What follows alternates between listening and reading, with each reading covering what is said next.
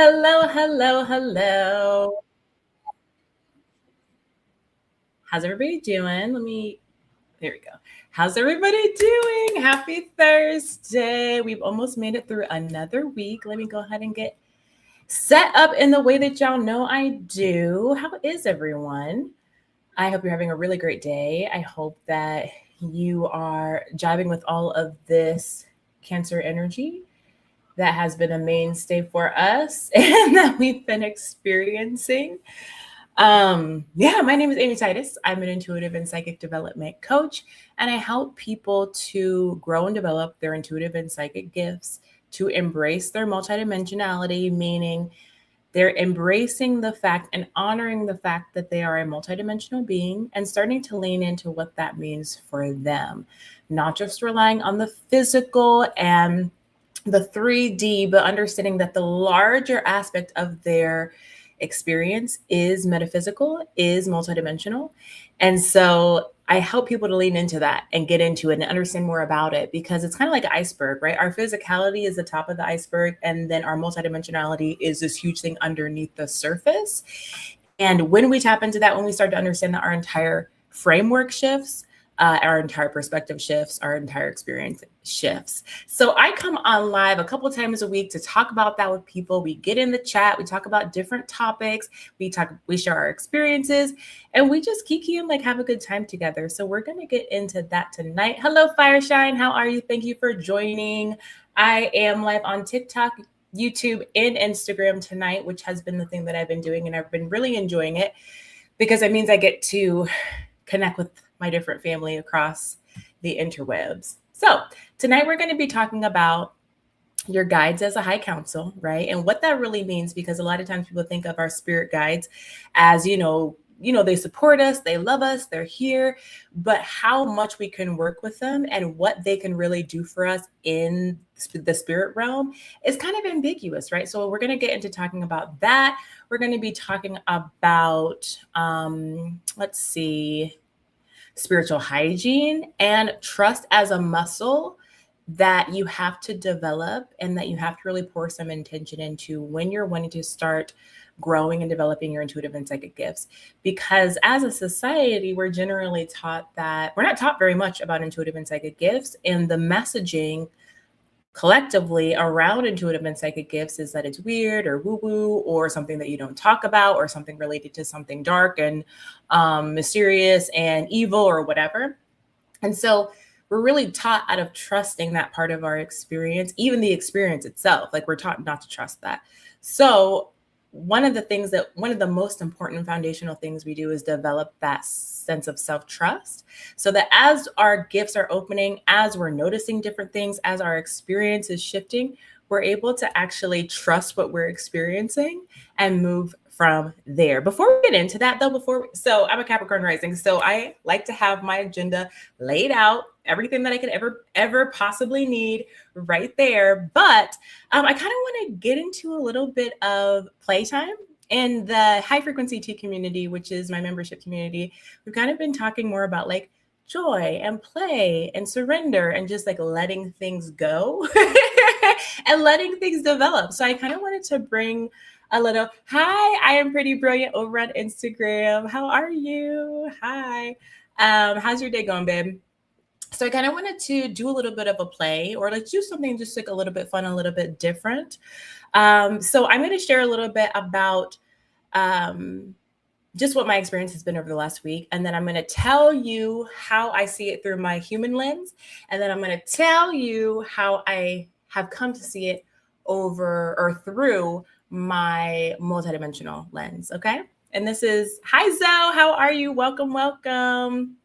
So this week has been really interesting for me because with the new moon in Cancer, we know that new moons are about beginnings, initiation, setting your intention, but also it goes a little bit deeper than that, because it's really about like, it's a call for us to look back and say, what has just happened in the previous period and how do I want things to be different, right? Like, what do I want to choose for myself this time, and get really intentional about it. And in order to get really intentional about it, you have to get really honest with yourself about what's going on. that energy in conjunction with, we're moving towards the 8-8 portal, Lionsgate portal from 7-7 to 8-8, and the sun being our guide, shining light on all the things in our life that haven't previously been hidden or in shadow, or just things we haven't wanted to look at. You know what I mean? So we have the Cancer new moon energy. We have the solar energy this week that's just going to continue to ramp and ramp. And then, of course, we have Mercury retrograde in Cancer as well, right? So for me, these are the things that happened. I'm going to let you know how things went from the human lens and then from the multi-dimensional lens. So my last weekend, my son's daycare provider was like, hey, I'm having some things going on, and I have to close the daycare for all week. And as like somebody who works, you know what I mean? It's just like, what? Like my husband works. What do you mean? And also we don't have a lot of, we have no family here. We have friends, but they all have kids and they all have their own thing, right? So it's really just up to us to take care of Cedar and to like provide for him and to like watch him. So I had all this stuff that I wanted to do this week, all of these projects that I wanted to get done, some high ROI projects that I wanted to like get in. And so my son's daycare was closed. And so immediately I was like, how am I going to do everything that I am trying to do? And so I kind of made this plan in my head, like, okay, it's going to look like this, and this. I'll work in the evenings. I'll do this. I'll do that. So Tuesday night, Wednesday rolls around and I just noticed he's getting like a little sick.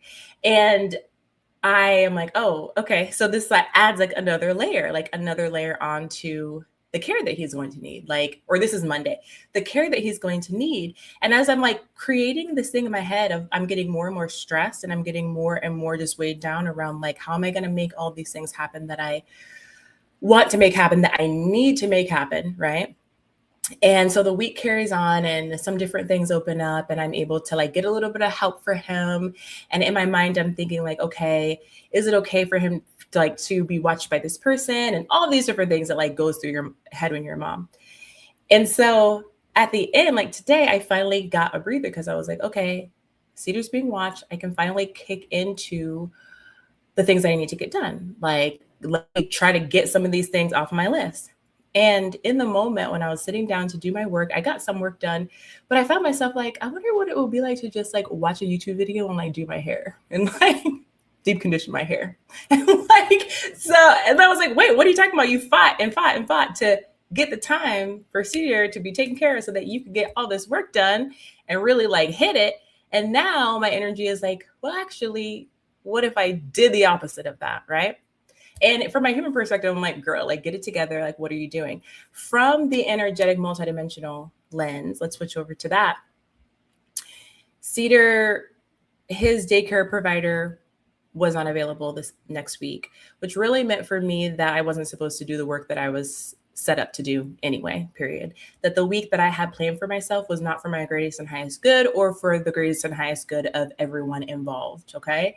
The fact that he got a little bit sick and then I needed to, this is the other thing, I had to reschedule one of my lives that I have within my membership community. So the fact that I had to do that was another signal of like, okay, how you thought this week was going to go, it's not going that way. And anything that's bumping up against your sacred duty as a mom, your sacred duty to yourself, your sacred duty to not get psycho and be crazy. Shadow Capricorn is calling you forward. Like, let's just surrender. And so I just remembered like the new moon, what that was all about. Cancer is in my 7th house as well when it comes to like one-on-one relationships, business partners, all things related to like one-on-one individual. So I'm thinking about my relationship with my son, with my husband, with that daycare provider, with myself. And I'm like, okay, it's all going okay. So then today I'm like, okay, I have help for Cedar. Let me hit it with the work. And that energy that just came over me, that was a very quiet voice that was basically like, hey, how about instead of doing that thing, you just take care of yourself just a little bit with this time, like what would that look like? And leaning into that and allowing myself to do that, recharge my battery, gave me so much. Helped me to really just let loose, like let go of the steering wheel just a little bit, understanding that like there is no life or death situation here. There is no end all be all. One afternoon, 1 week, 1 month is not going to derail months and years worth of work that I've been accumulating, right? But sometimes I feel like we get in our mind around that about if things go not to plan, or if we get off track, or even if we do like a long side quest, or even if it's just, a moment that things aren't going the way that we had planned them to, that it is going to be okay and it is going to work out in the end. So I wanted to definitely share that with you around my experience, my little multidimensional experience this week. And then I had an amazing ancestral realm meditation today with some of my ancestors who came forward, because I was like, okay, I'm not going to just dive into my computer and start working. I'm going to do a deep meditation, a deep healing session.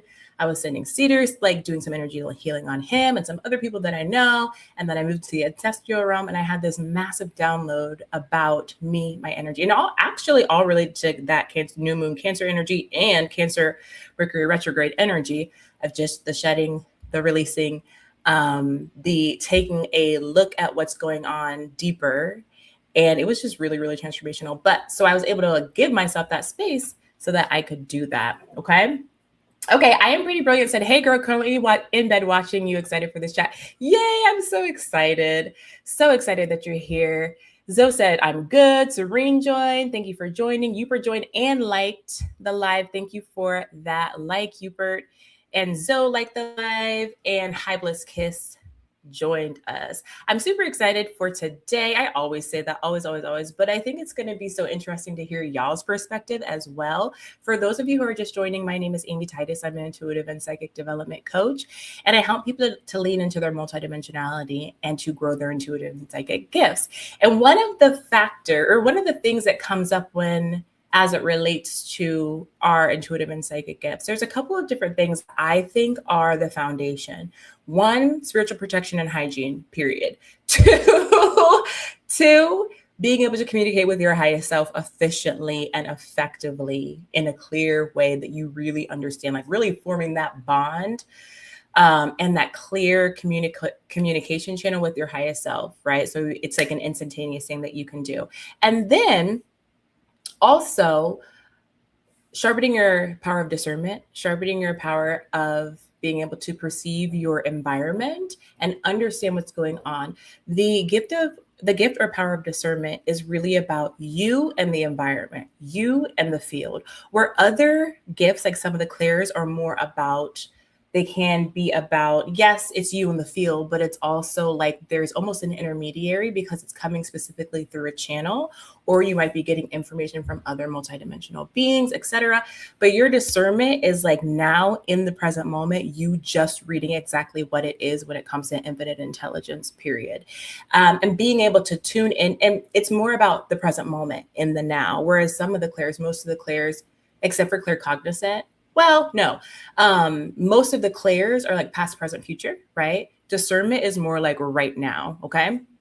So those are the three things that are the foundation of your spiritual practice when you're starting to get going, okay? And when you're starting to get going, and when you're like, okay, I want to develop my intuitive and psychic gifts, etc. Another thing that's really important that has highly enriched my life is working with my spirit guides, working with multidimensional beings around me. And the way that I have seen them and really understood my guides has shifted over the years. And how I see them now is really like a high council, a group of beings who are there that I have asked to come on in this incarnation or before I even incarnated, to help me, guide me, be there for information, be there for support, and to help me stay on track when it comes to the reason that I incarnated, right? We all have a soul purpose, soul gift, soul reason that we're here. And in this human incarnation, this human experience, we have a million side quests, but there's specific things that our soul is like, okay, I want to learn this. I want to experience this.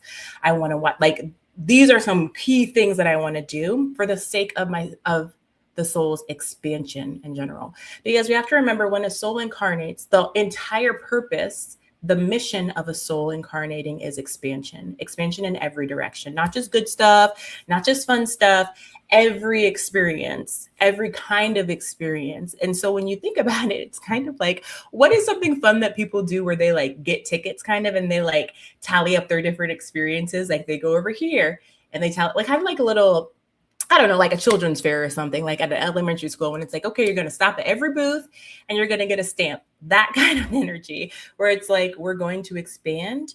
And the soul obviously does not judge whether it's good, bad, beautiful, or ugly. It's all beautiful because it's all expansion.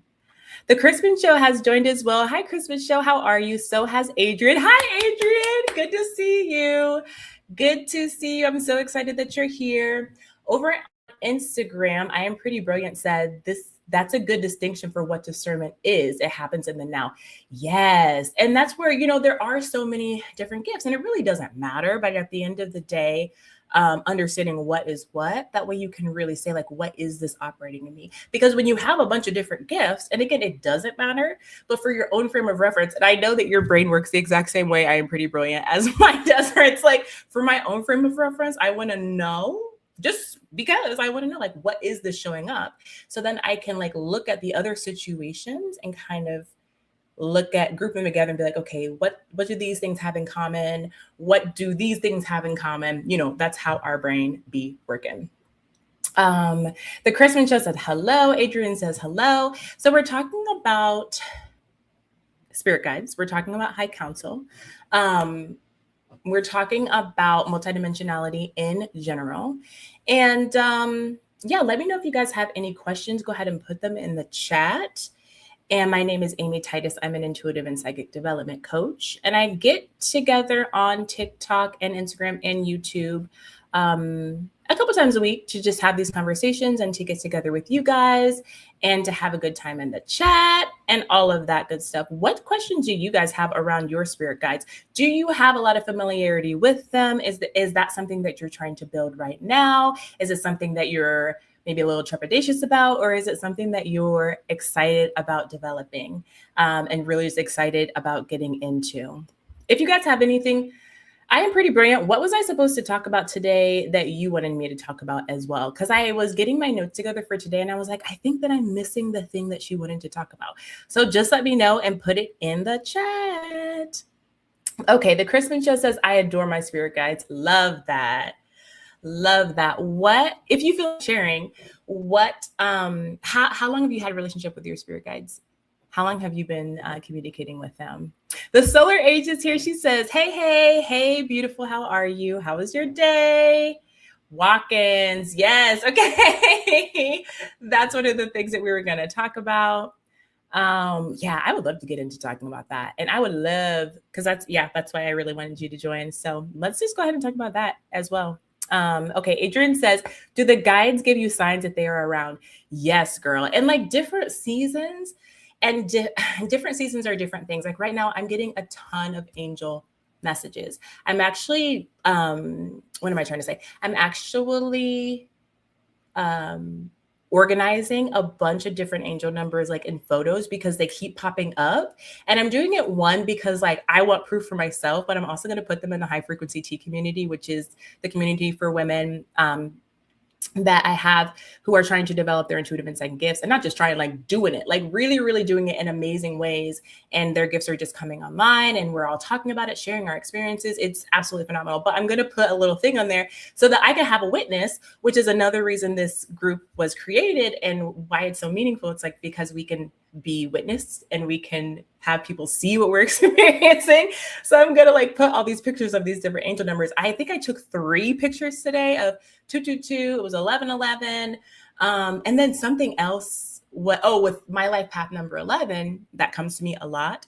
And so there was that. So sometimes my spirit guide most of the time talks to me in that. Recently as well, they've been coming to me in a phrase that actually is a part of a lyric. And the phrase is, that's how it's supposed, everything's good like it's supposed to be. And I've heard it in 2 different songs and one marketing email.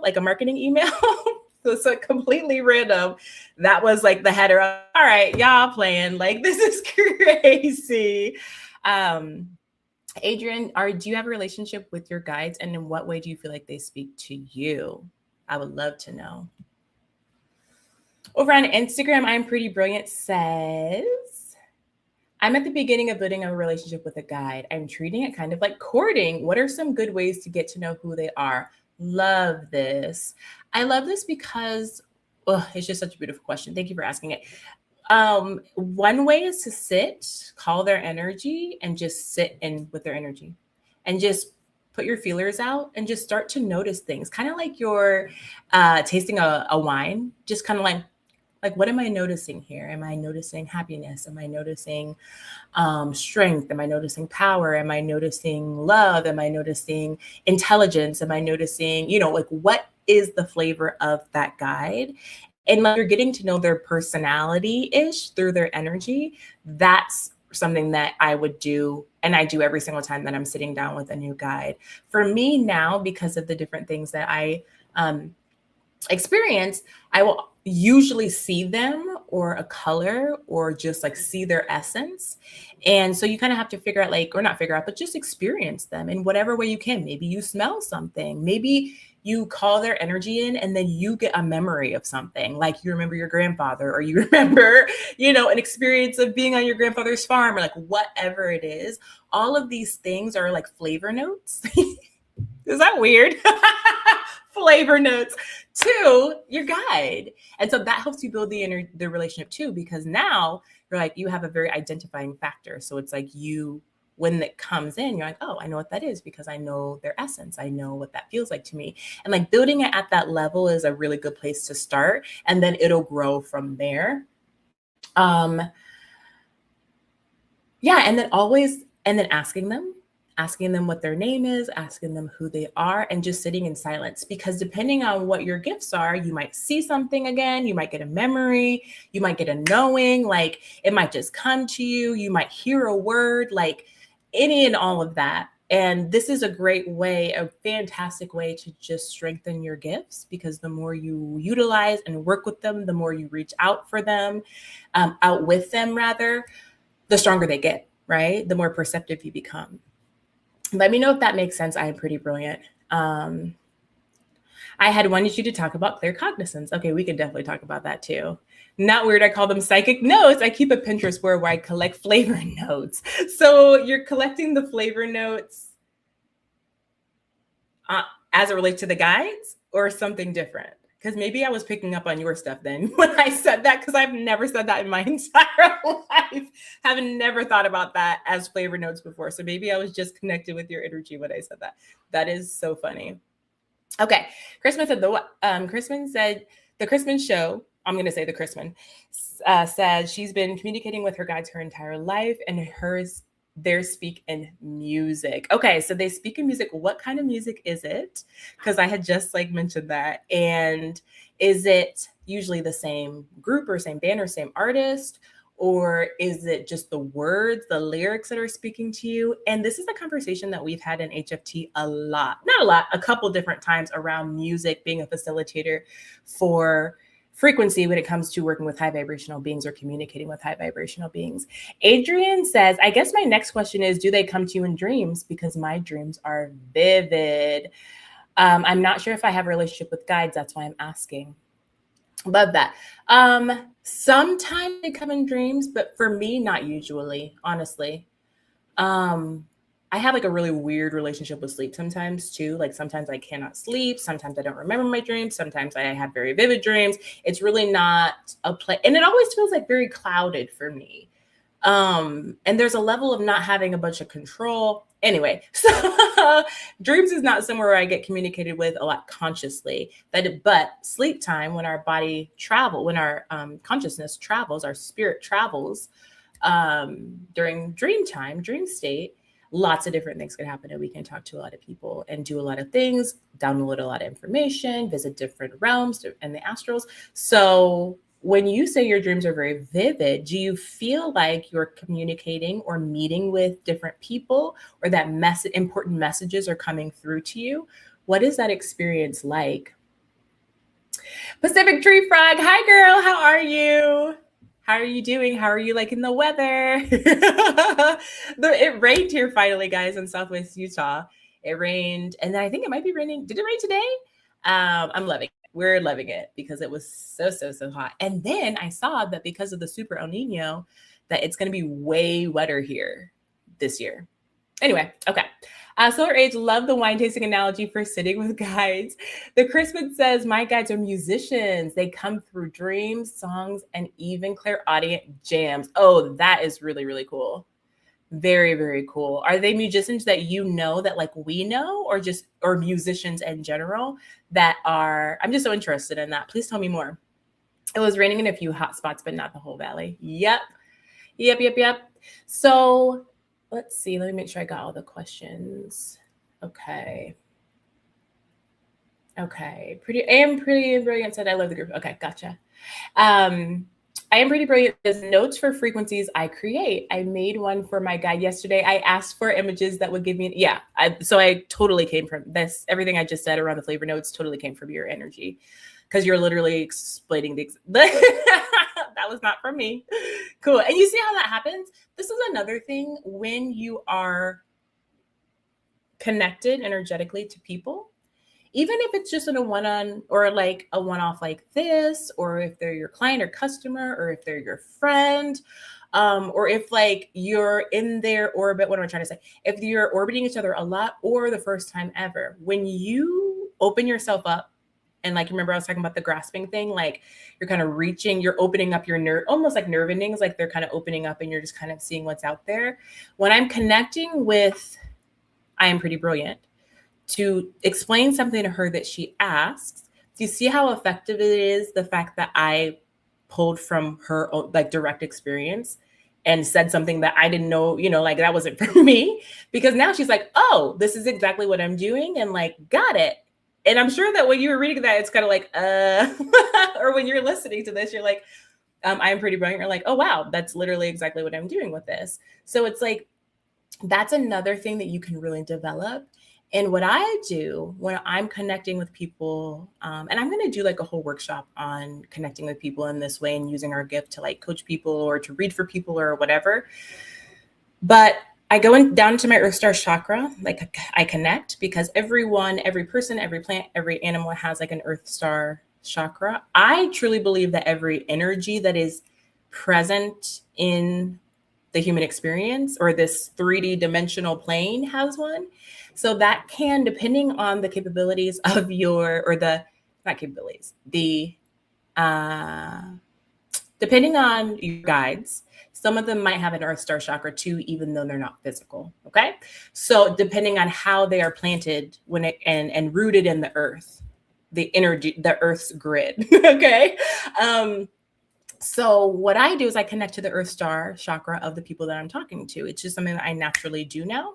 So that's a way that you can really connect into other people's energy in a way that is non-extractive, in a way that is not invasive. It really is predicated, when you go that route through the Earth Star chakra, it really is predicated on their own openness to you as well. So it's not just like, oh, I can go in there and get any information I want. Like, that's not it.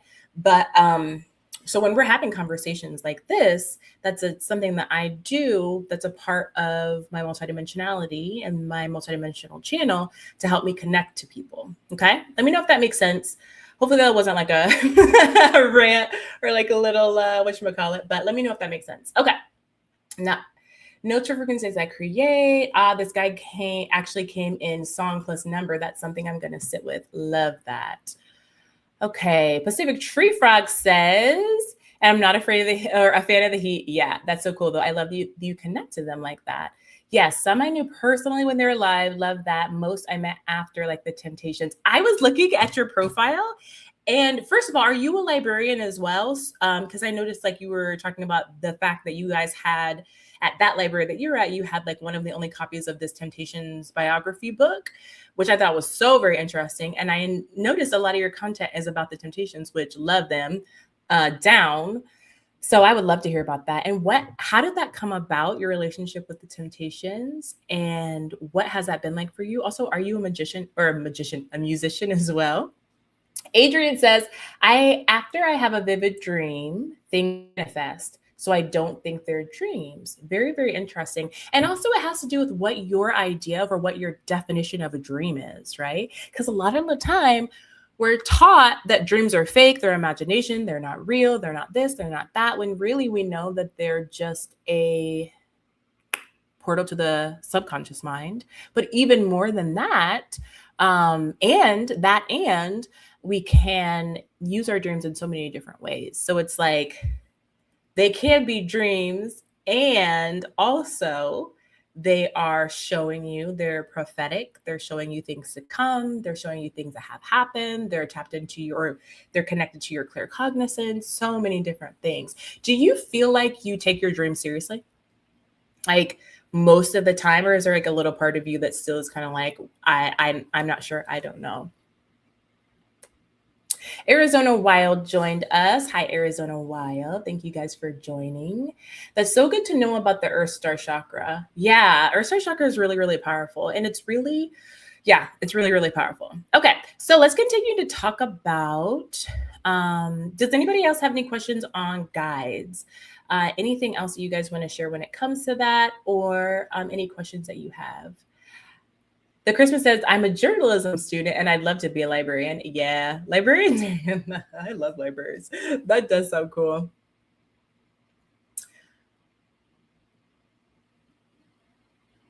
I am pretty brilliant says, I 100% take my dreams seriously. It's my daily report. Yeah. Yeah.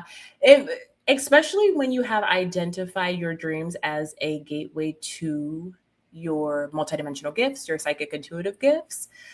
I've had some pretty vivid dreams recently in the last couple of days, but like I said, generally that's not something that I have really, that has really lived out for me with any kind of regularity at all. Adrian says, I know for a fact they're messages. Okay, cool. Because so do you, so I guess my question was that you didn't answer is like, do people come to you and give you messages and dreams? Do you feel like you have met guides and dreams? Because that's where this conversation kind of started. It was like, do you ask me about guides and dreams specifically? But my question, Adrian, is do you feel like you have met guides or that guides have communicated with you in dreams? The Christmas says the Temptations were among my childhood guides and they recently returned. That is so interesting. That is so cool. David Ruffin came to me in a dream. That is really neat. That's so interesting. And you are a musician as well. Is that correct? So it's like they're speaking your love language. Do you have any more stories about how you confirmed who your guides were? Sure. I'm like thinking back. Like how I confirmed, meaning like beyond asking them. And like listening and like being told. Sometimes I would ask a guide like to give me more information about them, and then they would answer me, especially early on, they would just answer me in synchronicities and signs. So it's like, okay, I know that, like, for example, I had some butterfly guides, I had dragon guides, and those were guides that were just kind of like with me, you know what I mean? But I didn't at that time have like a real close communicative relationship with them. But it's like I can feel a presence, who are you? And then rather than hearing it or seeing it, I would experience and it happened a lot with animals as well. I would experience that and then I would feel something vibrationally that was like, oh, there it is. Like, this is what you've been calling in. This is what you have been looking for. This is the answer to that question. And then I just kind of knew intuitively. Does that make sense? Okay, so the Christmas says, yes, I'm a music journalist and historian. It's my love language and my calling. Yes, I love that. That is so, so cool. Okay, you guys want to talk about walk-ins? I had a post a couple of days ago that was about walk-ins. And if you guys have any other questions on the guide thing, I can bounce back and forth. But I had a post on the walk-ins and the walk-in souls. And I really wanted to get into it because I know it's a conversation that we don't talk about very often. And it's so nuanced and so complex. And also, I feel like it's not meant to, but I feel like a lot of times people are like, oh, that's really dark. That's really heavy. That's really, that's evil. That's this and it's that. And there's so many different reasons that a soul could walk in or would walk in. And so I kind of want to get into that and talk about that. So a walk-in soul is when a soul walks in, just kidding, is when a soul, it basically is a soul switch. When one soul exits and another soul comes in, okay? A different soul, a completely different energetic matrix frequencies comes in and another soul leaves. Okay. And this can happen for so many reasons. It can happen because of trauma. It can happen, meaning the soul can sometimes it's almost like, have you guys seen the creator who does this like afterlife waiting period where it's kind of like he's like in like a government agency, and he's sitting behind his desk talking to the person about like, okay, you can reincarnate if you want to, you can go on to this world or that world, like you can do this, thank goodness you didn't murder anybody this lifetime because now you're approved for this new program that we have. So when I was watching that, some of his content, I was like, I should really talk about walk-in souls, because while this is super funny, like this is something that we actually experience. So a soul can walk in because of trauma. It can walk in because its whole I want to use the word contracted. That's because it contracted to only be in the human experience for a certain amount of time, like maybe from the beginning until 5, the beginning till 16. Like it was in the soul plan the whole time for there to be one soul and then another specific soul to come in, because the soul is so much larger than we can possibly imagine, and it has its own. Yes, it's connected to our consciousness, but our consciousness is not in control over our soul. Our soul has its own form of intelligence. It's connected into infinite intelligence, obviously, and it can do so much more than what we think it can do, right? We kind of think of it as being like something that is ours, this physical bodies, and that's completely attached to that. And if something happens to the body, then the soul does something else. But like have the soul being connected to a different form of intelligence or a different system than just our physicality and our human experience is something that we really aren't taught and we really don't think about very much, especially in the context of like different religions and different spiritual philosophies or methodologies. So there's lots of different reasons that a soul can walk in. And yeah, let me get into some of these comments really quick. I'll stop there.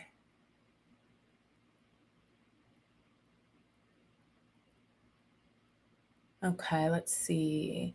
Solar age, it helps me to identify my guides based on what I need at the time. Okay. Walk-ins where? Walk-in souls, Adrian. Specifically, so you know how you have your conscious,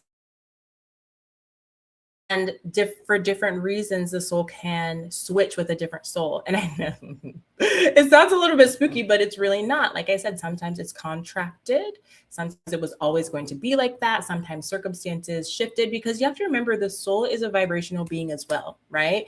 And it's really nuanced, and its flexibility and plasticity is really, really wide. But sometimes the soul will come into a situation that it physically cannot stay in that situation because the dissonance is so strong. Like there's so much discordance within that situation.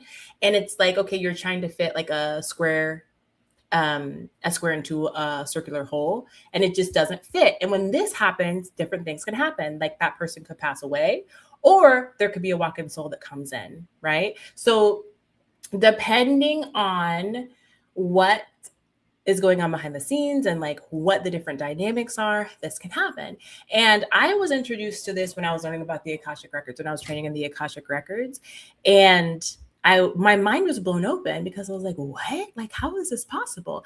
But then as I continued to learn and grow, I was like, oh yeah, this is definitely possible. I talk about in one of my posts as well, just the science of incarnation and about how there are civilizations, extraterrestrial, multidimensional, other dimensional, I should say, civilizations that have mastered the science of incarnation, meaning they can take a consciousness and place it wherever they want, place it in a vessel wherever they want to. And it's so funny because in the corners of the internet, right, they talk in conspiracies, they talk about how this is actively happening now with different people. You know what I mean? Like they're like, oh, this person over here,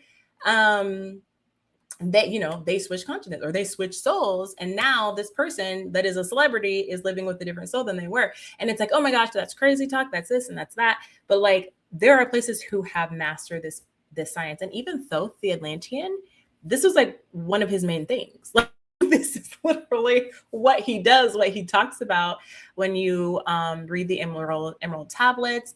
And And when you look at that, literally that's one of the things that he is over, right? Like he talks about this technology, and it's one of the reasons that he has been able to persist over time. And he goes into detail in the Emerald Tablets of like what he does, how it affects him, what the meaning of it is. And it's very poetic when you read it, but like you get the gist that he's talking about exactly what he's talking about. And so it's really, really interesting. The Christmas says it's bus drivers changing shifts. Yeah.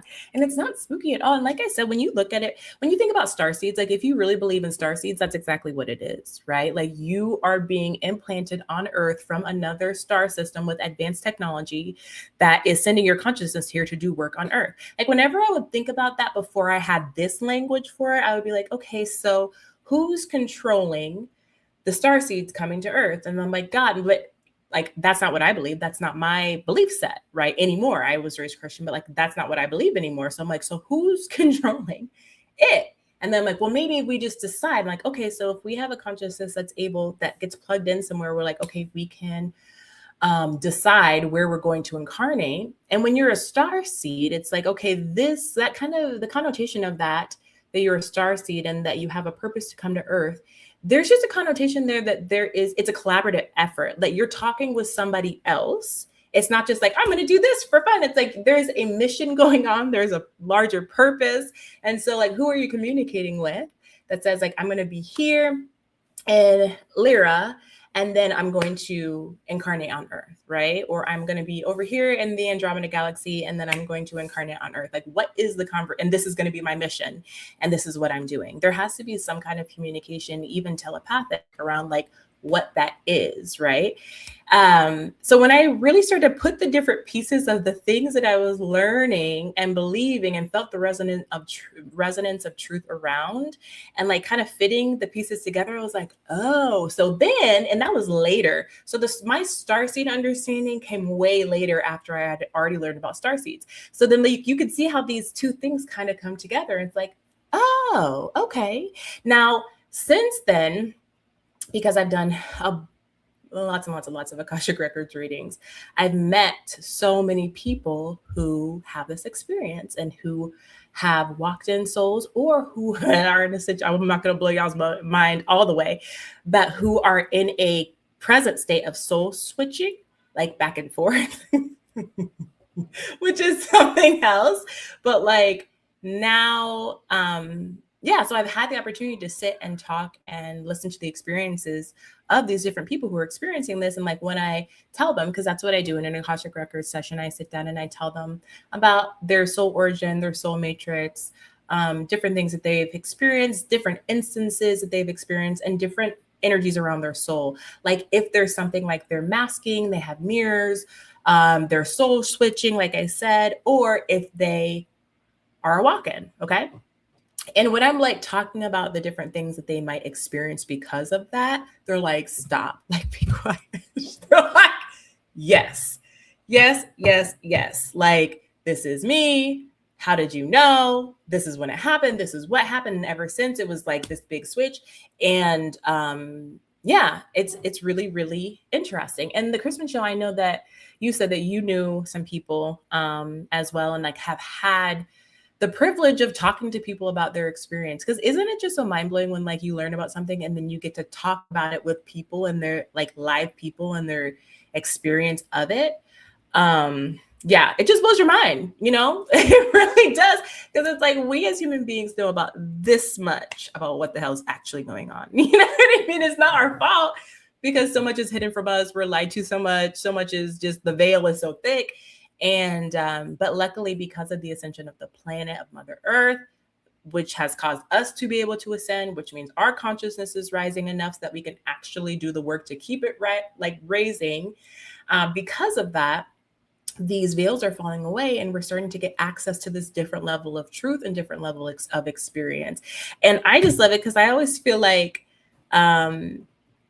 they always call it like science fiction until the government comes out and says like, oh yeah, this is what's going on. And then it's like, oh, so the thing that people have been talking about for literally decades, that we call them crazy, that they didn't know what they were talking about, that they're loony, that they had 10-foot hat people. And now evidence is coming out that the exact thing has been around and is around. Good talk. It's so interesting.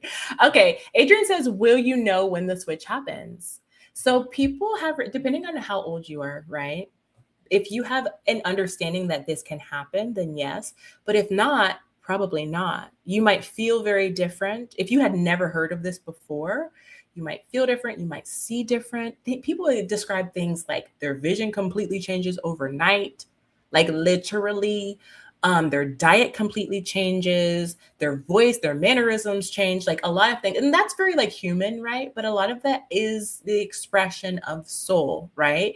And just feeling like you're in a situation and all of a sudden you don't really fit. Like, what is this? What's going on as the integration process happens? The solar age says, why does Thoth always come in on my left side? He appeared yesterday. He's absolutely tall. He's an Atlantean. More, yeah. But he absolutely is tall. And that's why he's like, oh, he was there in Atlantis and before, and he helped to build the pyramids. And then after, and he's been around for a very long time because he didn't master it. It's been known, but like he knew the science of incarnation. So he just kept perpetuating himself on in different ways. Why does he always at my left side? When I think of left side, I think of feminine. I think of mother side. Think of if he's helping to support your divine feminine. Yeah, a lot of people's left side is their receiving side. For me, it's my dominant side. But for a lot of people, depending on if you're left or right-handed, a lot of people, the left side is your receiving side. So how does that resonate with that? Like, does that line up with your experience with him? Adrian says, so the walk-in can happen to me. How would you know? Wow. Okay, yeah. I think, yeah. I mean, not to scare you or like be spooky. And it's not something that happens very often. It's not like it's happened to like 1 out of 5 people out here. It's not happening all the time. But it could, hypothetically. Yeah. And again, like you would be you would still have your same consciousness, your mind, your experience, but your soul essence, your life force energy would be different. And your spirit and soul would be switched out. And then it kind of integrates. Has anybody ever heard of this happening specifically to anybody that you know? Let me know if you have any experience with this. The solar age says, well, I tend to get the most downloads from thoughts specifically when I'm journaling. That makes sense. Yeah. And think about what the left side means to you. Think about how you interact with the information that you're getting from him and all that good stuff. Okay. All right. Any other questions on walk-ins? Let me think if there's anything else that I want to say about that specifically. I think that's it. My favorite aspect of it is just like when I think about it from a broad perspective, I'm like, it's just evidence of the science of reincarnation or incarnation, rather. Being able to say, this is where I'm going to direct my life force energy. This is where I'm going to direct my consciousness. I'm going to go to this planet or this planet or this planet. It's a really, really powerful thing. And I just really, it's really interesting. Okay, for everybody who has just joined, my name is Amy Titus. I'm an intuitive and psychic development coach. And today we're talking about walk-in souls. We're talking about our spirit guides and how to have a relationship with them, what that looks like when they start to come online. And we're also going to be talking about clear cognizance tonight and how that gift comes online, what to expect, what experiences you might have, and then how to strengthen that. Before we get into that, if you are someone who is wanting to develop your intuitive and psychic gifts, if you've been using TikTok a lot and you're getting lots of free information and you're feeling like, okay, I love where I'm at with this, but I feel like I need more one-on-one support. Like I want somebody to sit down with me and do a coaching session on where I am my energy, what my specific gifts are, and what I need to do next to continue to build and grow this for myself. I offer psychic development one-on-one that has been really effective and really helpful to a lot of people who have taken it. It's one of my favorite sessions to do because it's true one-on-one coaching. It's not just about reading your energy. It's not just about telling you what's going to happen. It's about giving you the tools that you can take with you to continue your journey and get you to that next pit stop, I would say, of your development, because we're always growing. Nobody has all the answers. Nobody is ever there when it comes to growing your intuitive and psychic gifts and your and embracing and embodying your multidimensionality. But when you can have practical tools to use to get you to that next step and that next phase of expression, it is absolutely invaluable. And it really changes the way that you experience your gifts and your life in general. So if you're interested in that, I do have that in my profile for you. Check it out. Let me know if you have any questions, just DM me. And yeah, I'm here for you. I'm here for you. Okay. Let's get back into the comments. I really love the comments, guys. I really love or the chat, like having the interaction, the back and forth, the having the like live conversation with you guys means so much to me, because it means that I feel like I'm not just sitting here talking to myself. I get to actually engage with you guys and let you pick my brain and we can have a good time. So thank you so much for all of the comments in the chat, and let's keep it going. Okay, I Am Pretty Brilliant says, what's your understanding of what angel numbers are? Love this question. Girl, you have such great questions. Oh, I love it. Okay, I'll come right back to that. Okay, Solar 8 says, well, I tend to get the most downloads from Thoth. Got that one. And receiving lots of downloads from, okay, so got that one. Okay, cool. Let me check over on YouTube. Hi, everybody on YouTube. Thank you so much for joining. Let me know if you have any questions in the chat. YouTube cracks me up. Okay. Okay, what is my understanding of angel numbers? Okay, so, love this. Obviously, we're multidimensional beings. We're beings of frequency, right? Like, and every single thing has a frequency. Think of like the Matrix, right? Every single thing, even a letter on the screen, a number on the screen has its own frequency.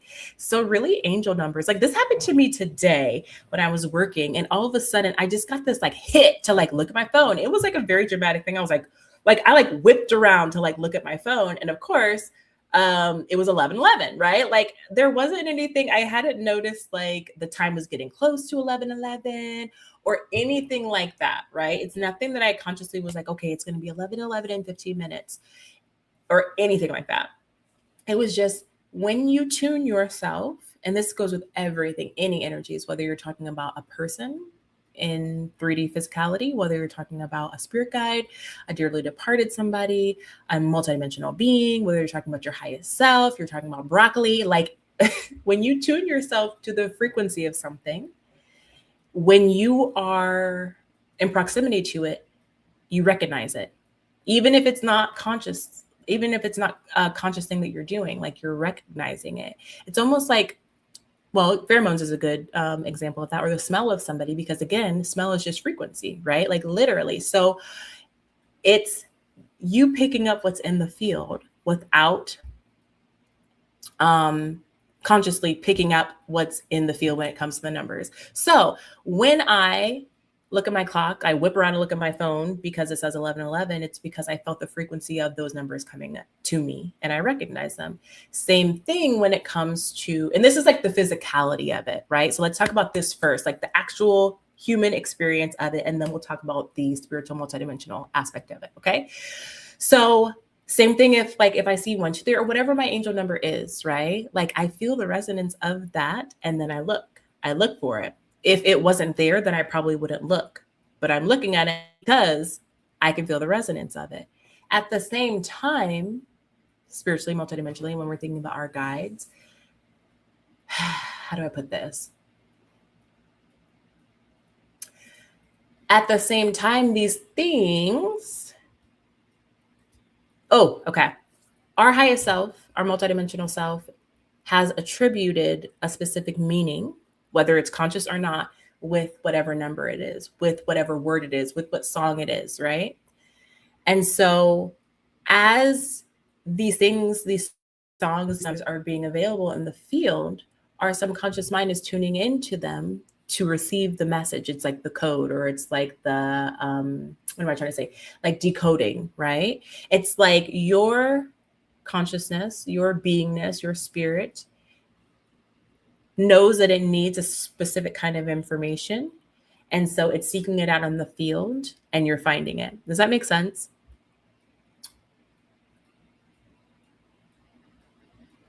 And so it's like that. It's like, oh, it kind of takes no, it doesn't take the magic out of it at all. Because sometimes in life, you never see angel numbers at all, like at all.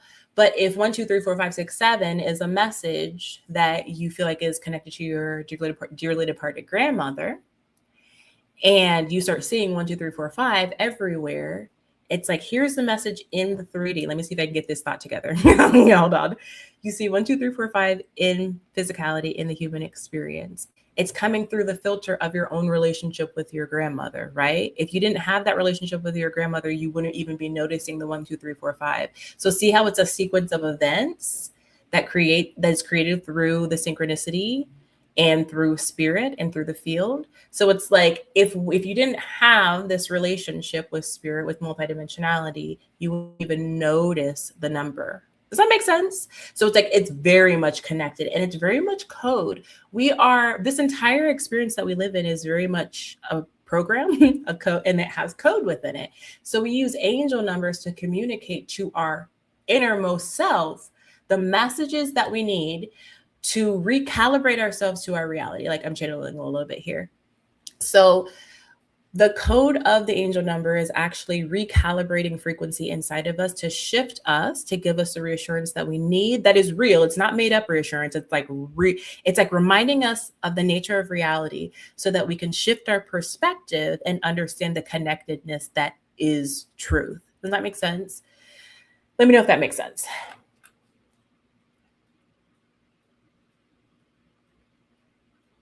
Okay. The solar age says about Thoth. Receiving lots of downloads with him. He loves to talk, and so do I. I know. I can't wait. I really would love for you to come on a live with me. That would be so much fun. Oh my gosh. Okay, the solar age says 1111 has been popping up like crazy recently. Feels like 2020 for sure. Yes, 1111, and that's always my thing because I'm at life path 11. I'm in an 11 year, and I live in an 11 house, like frequency house.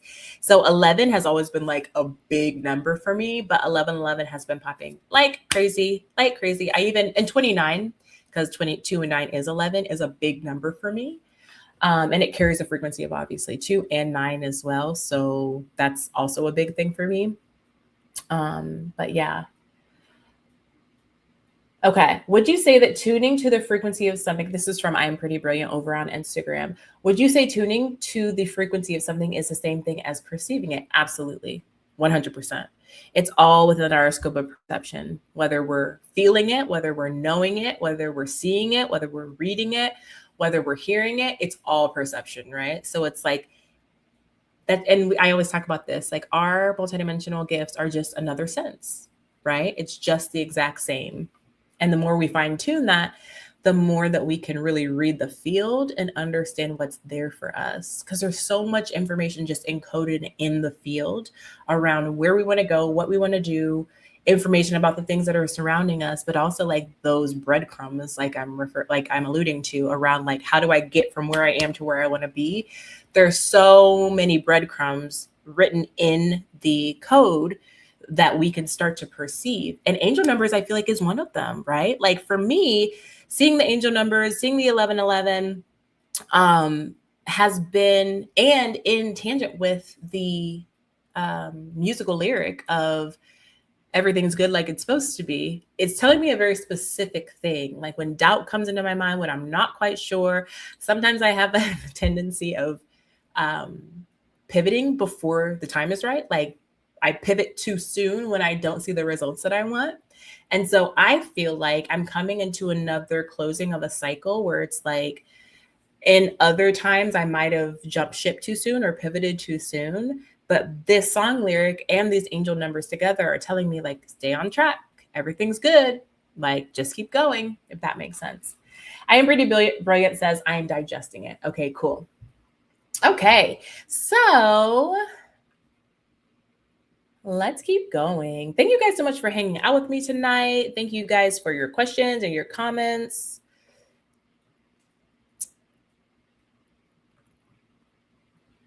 Let's get into clear cognizance. You guys want to talk about clear cognizance? Okay. So clear cognizance is clear knowing. It's a clear gift, like clairsentient, clairvoyant, clairaudient. It's a clear just like that. And it's really about knowingness, right? And one of the reasons, and I have a post about this, but one of the reasons that it is, honestly, I feel like it's one of the most predominant or prevalent, rather, prevalent is the word, gifts that we have, because it's so commonplace that people don't even realize that it's a psychic gift because it happens so much. And a lot of times people don't believe it, they don't trust it, they like look past it, they suppress it, they poo-poo it, whatever. And so that gift never gets built because it never gets trusted and it never gets uplifted. Okay. So clear cognizance is when you have a deep knowing that comes into your experience about people, places, things, yourself, anything like that. And it just comes out of nowhere, but it comes as a fully formed thing in and of itself. It's not like clairvoyance where it's like you might get a vision of something that you don't really have any context for. Clear cognizance usually comes in a beautiful package that's all bowed up with ribbons and tied up with ribbons. It's like, okay, this person over there is going to win the lottery. this person is about to call me, and your phone lights up. This person is going through that. I'm going through that. This is going to happen, and it's very much a full thing. But you don't have any context around why you know it or how you know it, because most of the time there is no way that you could have known it. And so it's one of the things that builds, when you lean into it, it's one of the gifts that really builds your self-trust and therefore your capacity when it comes to your intuitive and psychic gifts so fast, because you just have to surrender to trusting yourself. But it's like you have this experience of like, I see that things are unfolding. I see that I have this knowingness, and then the thing happened. And you just have to hold on to that. Sometimes you can like talk to other people about it, but that takes a level of trust too. Say that you get a knowingness and you're like, okay, I'm going to talk to my partner. I'm going to talk to my sister. I'm going to talk to my friend about the fact that I have this knowingness. That's how you have to have a level of courage for that as well, because it's like the brain gets involved and says, well, what if you're wrong? You don't want to be embarrassed. You don't want people to think that you're like a scammer, that you're crazy. You think you're psychic and you're not. Like, so it takes a level of courage and actually having safe community around you that you can actually like talk to people about that and say, hey, this is what's going on. But one of the ways to develop it, like I said, is to obviously have your spiritual practice, right? Where you're giving yourself time to open up your senses and receive, become the channel, open up. And when you do that, obviously you have your guardrails, meaning you are only connecting with high vibrational energies. You bring in whatever team you need to or whatever you do for your protection, right? And you line your intention and your belief behind that protection, and you open yourself up and you allow information to come through. Okay. You allow information to land. And one of the things that I always promote for people is spending time in meditation, because it allows you to get really familiar with your mental energy, and it allows you to quiet your mental energy long enough so information can come through. That's another way that you can really discern your anxiety, fear, or just random ass mental chatter from like a download. You can think about what your mental activity was doing when you got it. If you're spiraling, thinking about some shit, and you're thinking about how mad you are at such and so, and you're like on this tear, just like going off on this person, and then information like, you know what? I think that person, da da da da da da, right? Like, hold on.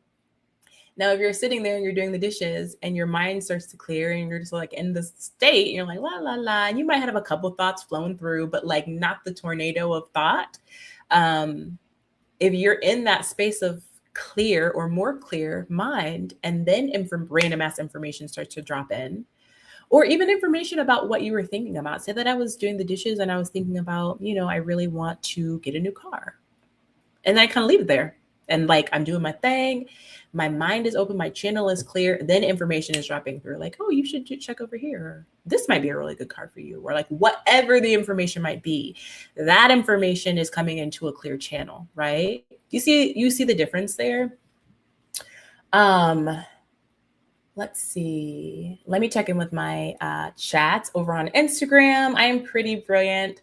Says, listening to you is helping me see how important trust is because your personal experience is used for decoding messages. Exactly. Self-trust is fundamental in this because, again, not only do you have a world and a collective that's telling you that you can't trust yourself at all, especially if you're a woman, like you can't trust yourself to make decisions about your own body. You can't trust yourself if you want something that's outside of the status quo. You can't trust yourself when it comes to outside things, physical things, let alone the processes of your own energy. Like, yeah, right. Like your mental, emotional, and spiritual processes. You certainly can't trust that. Please abdicate everything, all of your decision-making processes over to somebody else, AKA some man, so they can do it for you.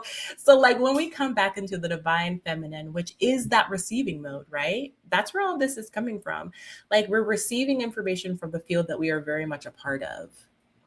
So it's like, when we develop when we say, I can trust myself on every level, and I can trust my experience of what I'm seeing, because even if, and I talk about this in the discernment tea session that we're going to have on Tuesday for the high frequency tea community. For those of you who don't know, the high frequency tea community is my membership community where women come together to discuss their multidimensional experiences, and we do live deep dives on different topics. So the one that we're going to have on Tuesday is about discernment.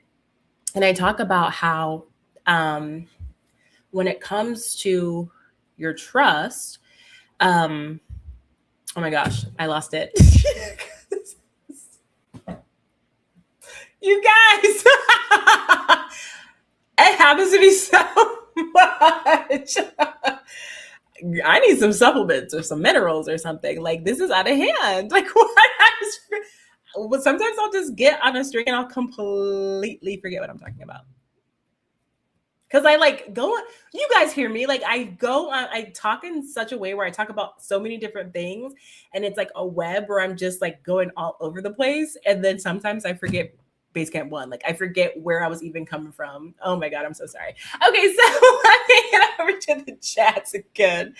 I am pretty brilliant says, I am pretty brilliant says, my clear cognizance feels like a place I go to get information. Very interesting. Okay, so if your clear cognizance feels like a place you go, what I envision for that is like you have established, which is something that we do. This is a real ass practice that you can create for yourself when you're developing your intuitive and psychic gifts. Pacific Tree Frog, if you're still here, it's starting to rain. Okay. You can create, when you're developing your intuitive and psychic gifts, you can create different planes for yourself. This is something that I encourage people to do when I'm working with them one-on-one. And you create planes for yourself where you go and receive information. Like I have an ancestral plane, I have a ritual plane, I have a healing plane, and I don't necessarily go there all the time anymore, but especially when I was growing these different aspects of me, these different gifts, I will go there because it gives your entire physical, mental, emotional, and spiritual bodies familiarity when you're doing something that's kind of unknown, right? It's like you're not doing something that you're super familiar with, super confident with. So when you give it this touch point, things coalesce much more easily and you get more momentum and it feels more secure, it feels more safe. And whenever you are feeling safe, every single one of your four bodies adapts so much more easily. Let me know if that makes sense. So then you're going to this plane and your clear cognizance is activating. So it's like, okay, information is coming to me. Information is coming for me. And for me, and for some of my clients, I'm not going to say a lot of, but for some, I would say a majority of my clients, clear cognizance is something that kind of lands, right? Sometimes, because it's a knowingness that lands, right? Other clairs are more like you are reaching out for the information. But claircognizance is like you're creating a space for it to land. You're opening your channel and it's coming in, right? So let me know how that resonates with you. Claircognizance is really, really beautiful. And it's like this perfect blessing gift that helps us understand so much. But the key is getting that familiarity and learning how to operate it at will, because it's a part of you, right? Like you can close your eyelids and open your eyelids. Like you could use your eyesight at will, you could use your hearing at will. And then also sometimes you don't have control. Like I can't stop the nerves that allow me to feel being touched, right? I can't turn off my tongue, so I can't taste something. Yeah. So it's like there's that balance. And luckily with multidimensional gifts, there is a little bit more, a way bigger ability to close down, to protect, to stop, to shield, all that stuff. Okay. Let's see. Oh, Be Free Flies. Hi, sweetie pie. Okay. Be Free Fly says, I have experienced this a lot, for example, with just knowing something was wrong with my cousin. Yes, that was such a beautiful story that you were sharing. Thank you so much for telling us about that, because it was just so beautiful. And like the courage it took to be like, okay, I'm going to call and I'm going to ask. Also, I know when people just want to be by me because they want my energy. When I was younger, a lady passed me and told my mom her husband did it. And he did. I don't know how I knew it. When I was younger, a lady passed. Okay. And I told my mom her husband did it and he did. I don't know how I knew. So interesting.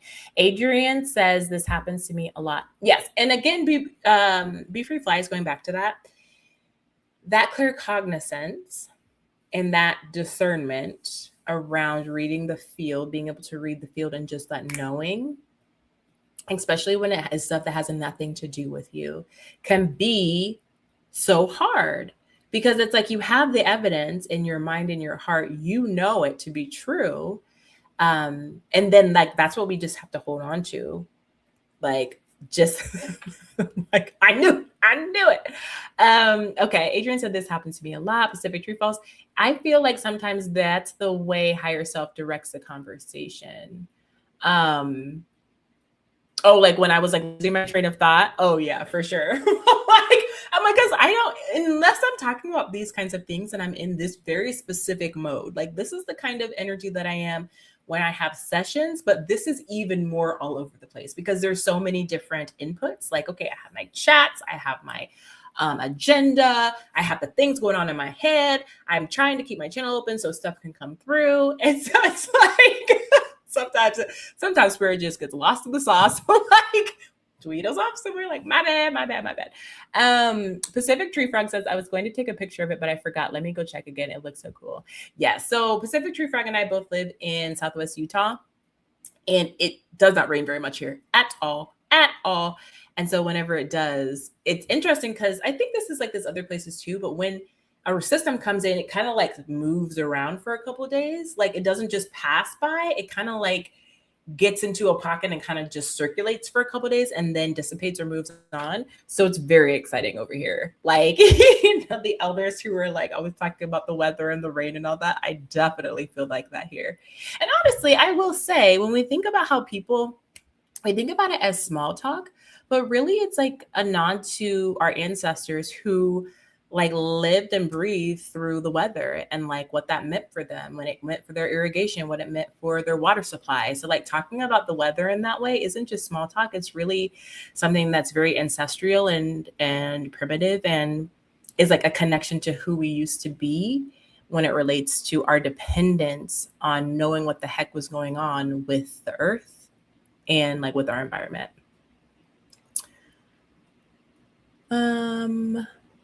Okay. Pacific Tree Frog says, it's changed. I'm sad I didn't get the picture. The sun was peeking through and you could also see the rain pouring down in sheets. Dang it. That's all right. Next time. Next time.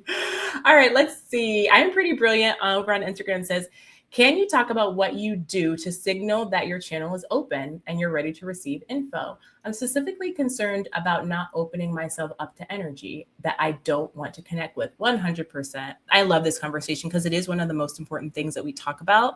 And it's right in line with our spiritual hygiene and our spiritual protection, right? Because it's like when you open your channel, You don't want to have communication with things that you don't want to have communication with, or you don't want to invite everybody in. And this is where that trust and that belief comes in, and how I experience the grid as it relates to my dominion and my authority is pretty polarized, I think that might be the right word, where it's like I have very hard beliefs around what I'm able to do when it comes to who I want to call in, because I have been shown on multiple occasions the energy grid as it relates to our ability to channel, and how our thoughts and our intention and our belief dictate everything as it relates to non-physical energy. Okay. So when I sit down and open myself to channel, I automatically set the guardrail that only high vibrational energies are allowed in, period. And so it is. I've never had a situation where I've been doing this for 16 years. I've never had this situation happen where, I won't say never, because probably in the beginning, but I would say for the last 75% of my journey in doing this and experiencing this and living this way, I've never had a low vibrational or even a neutral energy come in when I've opened myself to channel, or when I've opened my channel. It just doesn't happen because of the understanding of my dominion in this space. When you have full belief over the fact that that energy has to do what you command it to do in the multidimensional, especially as it relates to beings and energies and frequencies in that way, and you believe that you have dominion over that, the field has to recreate that for you. It has to recreate that. That's what has to be. That's what has to manifest. And that's manifestation law, period, as well. The energy that you give out is reflected to you, period, even if it's not something that you want. And the energy that you put out is directly correlated with your beliefs. Period. So if I have a belief set that is ironclad, that says when I say only high vibrational beings can enter my channel, or only high vibrational beings I want to have communication with, like, it's ironclad, and that is that, period. Because just like the law of attraction, the law of manifestation, what you believe absolutely is reflected in your environment. If you want to know what you believe, you look around at your environment and you can see, right? So the thing is building your belief around it. And one of the ways when I started working this way was I had a really strong belief in Jesus. I had a really strong belief in Buddha. I had a really strong belief in Archangel Michael, like ironclad in the same way. Not as ironclad, I'm not gonna lie, as the belief I have in myself of the dominion that I have, but I have faith that if I called on Jesus, or if I called on Archangel Michael, or whoever it was, that they would protect me from these low vibrational beings, or that they would stand sentry around me. Okay. So when I first started opening my channel in this way, because what you're saying is a real ass concern, and it's very smart concern, because the shit is real. So it's like, I would call on them and I would wait to feel their presence come in. And I would say, even before I started having like communication with them, I would just be like, please protect this for the greatest and highest good. I would wait until I felt good about it, and then I would open it. And then also it's like, I would practice opening my channel to just specific things. Like, I'm just going to open it to Archangel Michael. I'm just going to open it to Jesus. I'm just going to open it to my highest self. I'm just going to open it to my grandma, right? Like, not just like where I am now, where I'm like, all high vibrational calling all high vibrational beings, calling all high vibrational beings who are wanting to support my greatest and highest good, come on through, like a buffet. Like, so you could see how things progressed, right? But at that level, find something that you can really believe in, that you feel safe with, and then believe in yourself that if something were to come through that was undesirable, or that even made you question or made you feel weird or whatever, you have the ability to disconnect and to protect yourself from that, or bring in whatever entity that you feel like would protect you. I have so many different protector beings. Like, there's wolves, my aunt. So my family, and this is from my aunt. She is a professor of African American and Native American history, and she's been doing a lot of work basically her entire life on our history and like the history of our people. And she went to Michigan and spoke with a specific tribe there. Not our tribe, but another specific tribe. And somewhere around the way, she adopted spiritually like a pack of wolves that like multiply. And so when I got pregnant with Cedar, she sent me like 3 wolves. And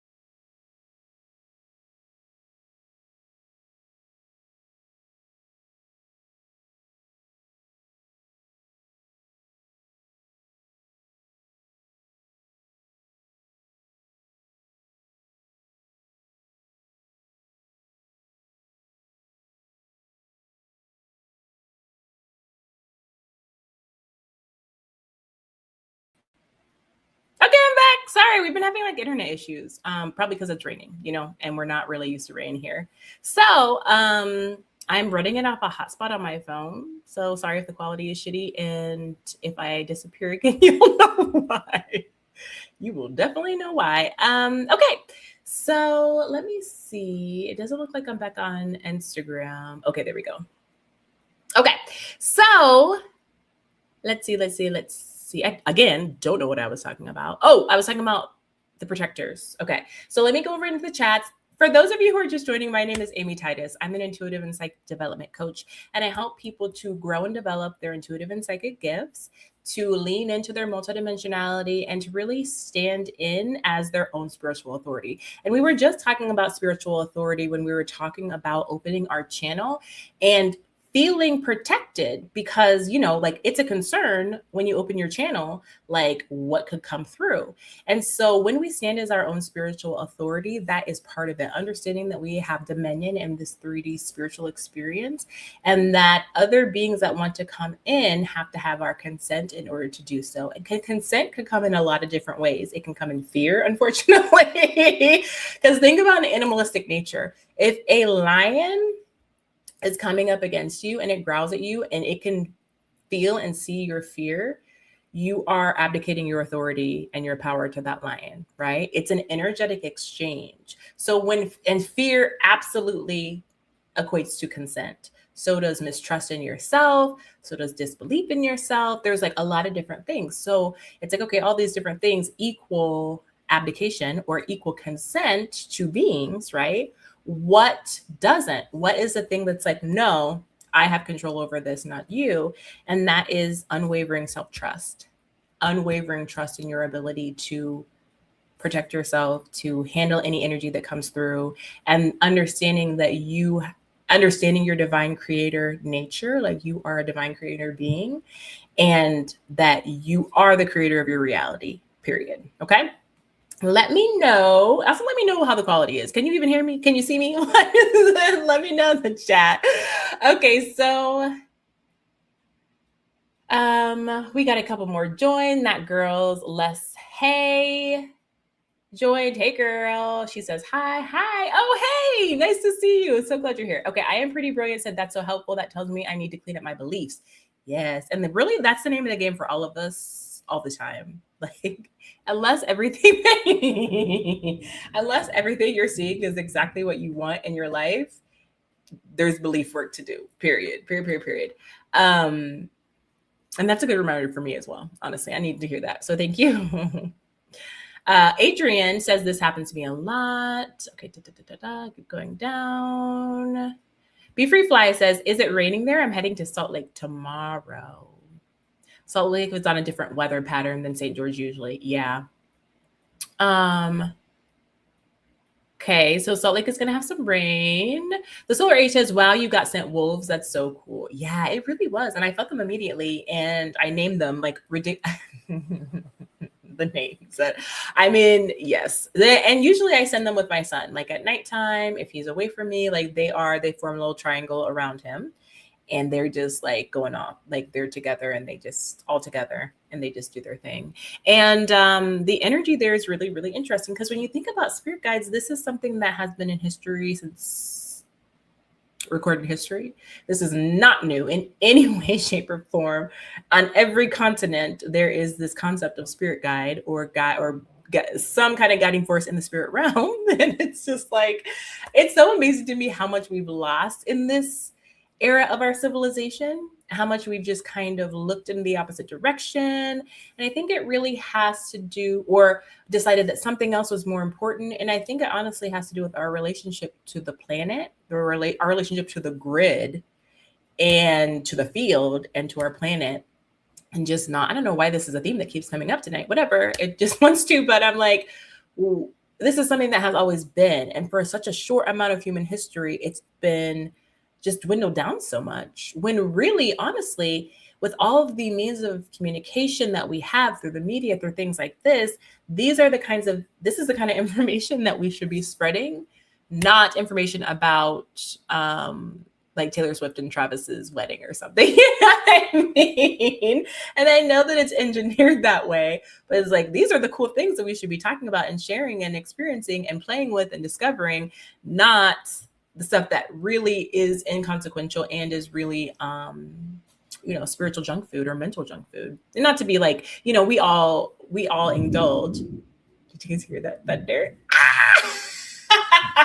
Okay, so I am pretty brave said it froze for a second. I had to leave and come back. Yeah, my internet went down because it's raining. And there was just thunder. So I'm actually on my phone hotspot. So please forgive me for any lack of quality here.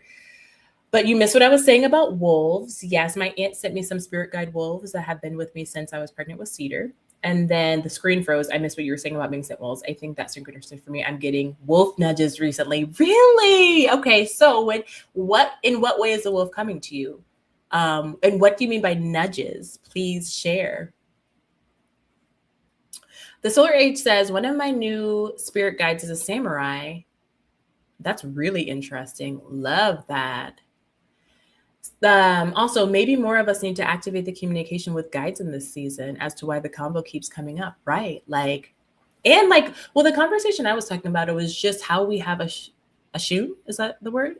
How we've eschewn like our relationship with Earth and like the Earth grid and like what lives here that is so much beyond the physical, and all of these different beings who are here on the Earth with us, like the spirit guides, like everything else, and the earth energies and everything. Like I talked to the ladies in the high frequency tea community, which if you don't know is my membership community where women come together to discuss what's going on with them multidimensionally, what's happening with growing their intuitive and psychic gifts. And then we get together and do some learning and some experiencing and some conversation. It's really an amazing space.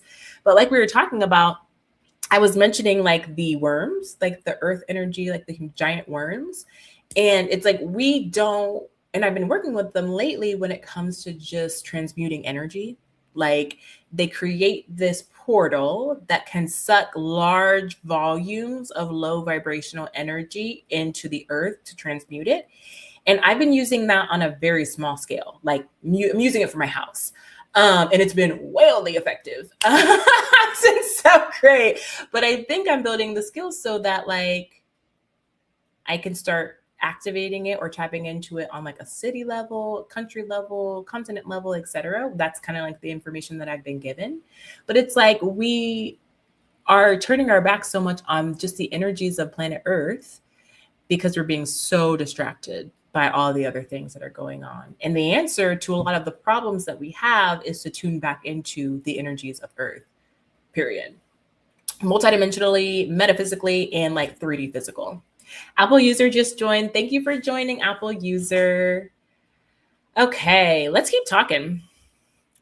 Let's see what else we're going to talk about today. I'm having a wonderful time. Thank you guys so much for being here with me, for chatting with me, for getting in the chat, and for this wonderful community that we're building. I get on lives on Thursdays, on Fridays, and then Sundays. This week, however, I think I'm doing Thursday, Saturday, Sunday, but I try to do 3 a week. And it's just amazing. Thank you guys for spending time with me, all my HFT girlies who consistently show up and just give me your love and just join in on conversation. And just, you guys are just amazing. I'm so grateful for you. And then all the new people that come in and talk, I just really appreciate you guys. And let me know, as always, if there's anything specifically that you want to talk about. I love to just talk about what you want to, and to give you my frame of reference and just the knowledge that I have, although I don't know everything, obviously. But what I do know, I love to share with you from my heart. So yeah, let me just let me know. And again, thank you for being here. Okay, the Solar 8 says, so spirit worms are connected to the 3D. These worms are multidimensional. They are not that I have to, actually, it's interesting because it's like they affect the 3D. They are not 3D. They affect how the mantle of the earth moves, absolutely, but they are not physical 3D beings. But their energy, like we always talk about, moves the mantle. And by mantle, I mean of the earth, there's a crust, the mantle, and then the core. If you think of like a delicious cake that has like layers, so the outside frosting is the crust, the delicious cake is the mantle, and then the core is like the filling. Okay, so that's what I would say. And then I wonder if there are connected to stomach issues, parasites, cleansing, detox energy for earth. Interesting. So interesting. Because yeah, like that's what they were showing me, that like, but like they transmit massive amounts of energy, transmute massive amounts of negative energy. They work below but they're huge, like Empire State Building, huge, or bigger. And so they're underneath different cities, but oftentimes they need help in the 3D. And this is all spirit guides and all energies. In order, because Earth is a free will planet, a lot of the time, 90% of the time, to get their full effectiveness to do what they want to do to full effect, they have to have a human being in physical form to help facilitate, to ground the energy in, because Earth is a free will planet. So there's a lot of things that are going on that don't need our assistance at all. But when it comes to like, okay, we want to transmute the energy of this city to the fullest capacity, because they can do it to a certain level, but sometimes they need, I wouldn't say 90%, I would say 50.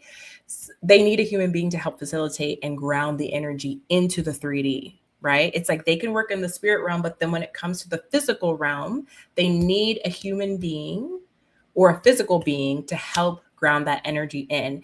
And they can use animals, but they can also use human beings because of like what our capability is when it comes to physicality, multidimensionality, our will, and our ability to connect on all of these different ways. Does that make sense? Let me know if that makes sense.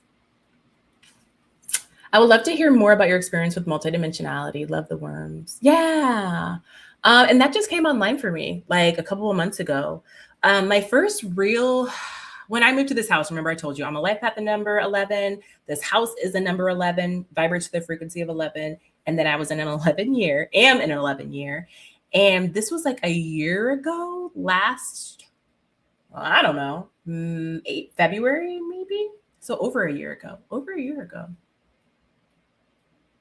Was I? My God, what am I? Anyway, and I got this. I was like, I'm going to go to Las Vegas. I'm not the biggest fan of Las Vegas, like at all, for a lot of different reasons. But I'm like, yeah, I'm going to go to Las Vegas for the day, like go shopping, like do whatever. And I was like, no, I'm not going to go because I don't feel like it. I'm tired. And then I was like, nah, maybe I'll go. And so I was like on and off for about a week around if I was going to go or not. And that morning I was kind of like, I don't know if I'm going to go, like I'm going to do something else. I kind of blacked out. And the next thing I know, I'm in the car.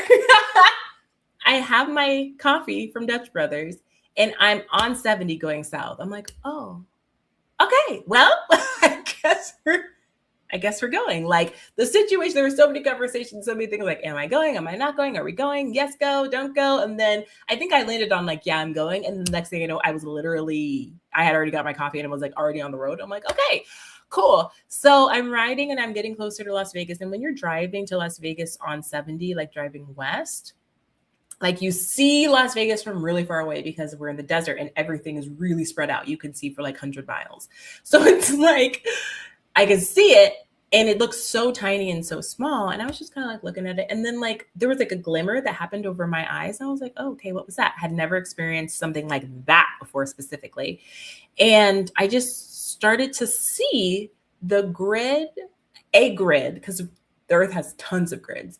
But I started to see a grid kind of like forming over the city. And I was like, what is that? And so I started to see it like kind of create, like building out. And then I started to see these like shadows moving like back and forth across the sky, like long distances, because we're really, really far away. The city is really small. And I could just see these shadows kind of like moving around. And I was like, what is that? And then immediately I heard dragons. And then I started to look, I have chills talking about this.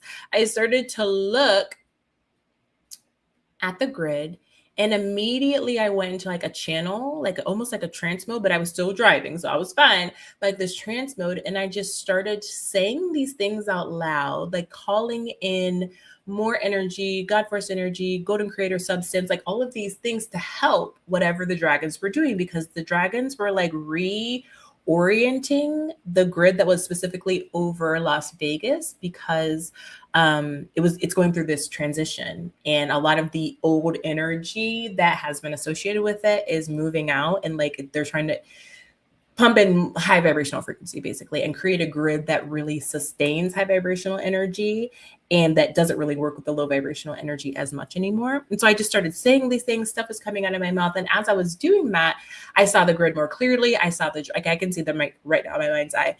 I saw the dragons. They were like pink and like orange, green. They're big, they're small. And they were just like blowing their fire and energy, not just fire, but like energy into the grid. And as they were doing that, the grid was like forming, if that makes sense. So that was really one of the first times that something like that happened, where I'm like, I don't know why I'm going where I'm going. I mean, shopping, okay. Like driving, like, and then I'm like, oh, that's why I'm here. And I knew immediately too. I was like, this is why I'm here. Like, I don't even think I went shopping. I think I went, ate lunch, and then came back. I'm like, all right, I'm tired because like I'm driving, but then I'm also doing all of this as well.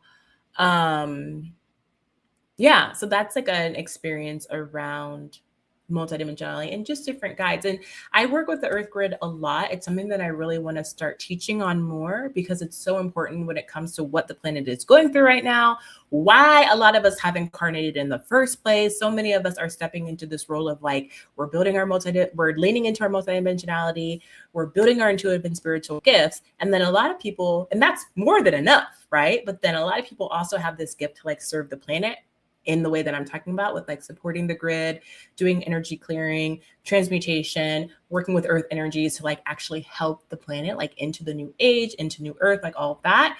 So that's something that I really want to start teaching.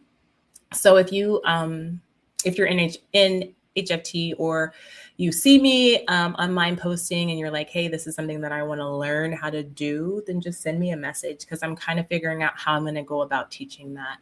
It's definitely a calling that I'm super excited about, because when you do that kind of work, your gifts explode online so much faster, because it's like you're literally plugging into something that is so all-encompassing, so big, and has such a depth and a complexity, because it's outside of like your world, right? Like your day-to-day interaction, interpersonal relationships, and it's like a planet-wide thing. And that is so powerful, so fulfilling, etc. Okay. I I love this. I looked over here. I love that I looked over. I'm pretty brilliant. And I just read the last comment. You said, this is so cool. I'm preparing myself for grid work. A lot can be done with social media. Yep, absolutely. Okay, let's see. What else did you say? I am pretty brilliant says, I live. We did. You asked me about something I'm holding back. Singing. Oh, that was such an amazing live that we did together, girl. I want to do it again. I want to do that again with you because it was just so transformational for me and like activating for me. And I appreciate you for that.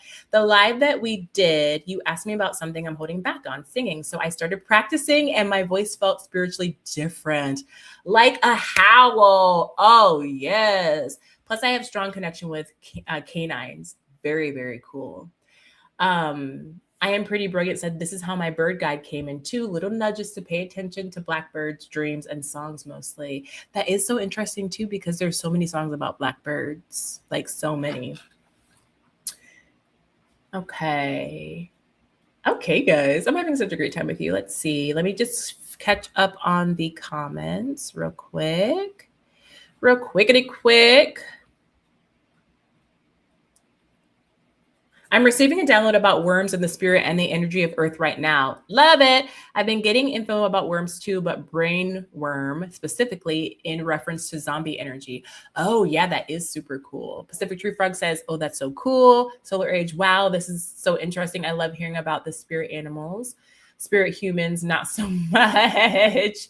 Pacific Tree Frog says, yeah, that was so much energy work. No wonder you were done before shopping. Right. I'm like, there's nothing here for me, honey. I'm going home. The JC. Hi, JC. How are you, babe? How you doing? How's your week? How's everything going? Yeah, I was like, over it. Okay, so the last thing I want to talk about, and we kind of already touched on this a little bit, so y'all can let me know if there's something that you want to talk about or dive into in the next 20 minutes, or if you have any questions about things that you're going through specifically. I'm open. I have the energy for that. Yeah, so just let me know. Oh, my tea's cold. Don't you hate it when you make yourself a hot tea and then you don't even get a sip of it before it turns cold? Like, damn it, dang it. Okay, so I was going to talk about self-trust is a muscle, not a mood, which is a post that I just did. And we kind of talked about self-trust, but let's just take it a little bit further because we were talking about how trusting your experience, trusting yourself, trusting your authority and your autonomy creates the container that gives you a safe practice so that you can open up your channel and know without a shadow of a doubt, because you have those guardrails in and you can speak those guardrails out, say, I'm calling in only high vibrational energy and no one and nothing else. I'm calling in Archangel Michael and no one and nothing else. I'm calling in my Arcturian guides and no one and nothing else. And that, what am I trying to say? That confidence, that energy of confidence that it will be done, so it must be, is the vibration that stops high vibrational energies, that stops low vibrational energies from coming through. The vibration, the frequency of the command of that, of the certainty of that, the certainty of your dominion, the certainty of your authority is the frequency that stops low vibrational energies from coming through. Let me know if that makes sense to you, okay? Something else is trying to come through with that as well. And something that is really powerful is the phrase like the I am that I am, right? Like the I am, meaning the God force energy that I am demands, wills this. So that's like a frequency in and of itself, right? Like the I am God force energy incarnate in this 3D experience that carries such a different weight. And when you believe it and you have trust in that frequency, it can create the safety that you need. But that self-trust has to be there. But the self-trust, like we were talking about, it comes with experience and it comes with trying things over and over again and practicing and building it. Because like I said earlier, I didn't start like that, right? I called in Father God, I called in Jesus, I called in Archangel Michael, and I trusted their authority without question in my life, in the spirit realm, in that way. Does that make sense? Let me know if that makes sense. Okay. Okay, let me get into the, okay. Javi, hi Javi, how are you? I didn't even know you were on here. How are you? OMG, yes, please help. Okay, let's see. I'm experiencing energy bodies, entities that feel like bugs, small and some the size of baseballs. Okay, I can only imagine how disorienting, scary, annoying, and just off-putting that is. Do you experience it? Are you experiencing it all the time or just during certain situations? Answer that for me. And then do you have a question specifically? Obviously, also worm serpent like things are coming into my body from injuries and I am wrapped. Okay. Let me tune in. Okay. Okay.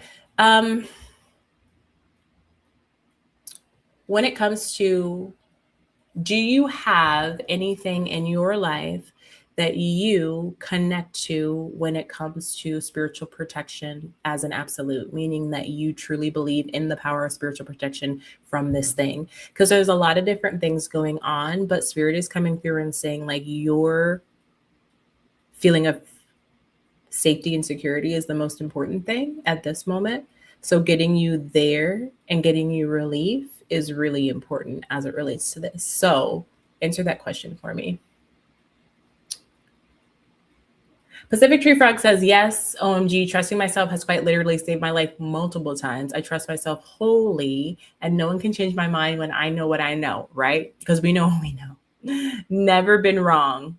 Isn't that interesting? And I talk about this on that discernment. It's like, even when if you read, right, someone, and you're like, oh, I wasn't correct. That doesn't mean that just because things don't play out or you don't see it play out in the way that you thought it was going to play out or whatever, does not mean that you're wrong. So many different things could have happened. And this is something that I had to learn as a reader when I'm like reading people or having sessions with people. I did more of like reading stuff before, like reading readings. And it doesn't mean just because somebody comes back and says something that is not what you said, that does not mean that you read it wrong. Let me get with Javi though before I go down that. Okay. Okay. Solar Age says, I remember when my power started coming online, entities were coming from everywhere, were coming through. Yeah. Yeah. It got to the point where I only went to talk to my father. I told the others to leave, period. Okay. Let's see. But yes, but it's attached and creating doubt and insecurity. They've been constant for a while. I'm so sorry, babe. I'm so sorry that you're experiencing this. It's a constant, like what feels like a mind game.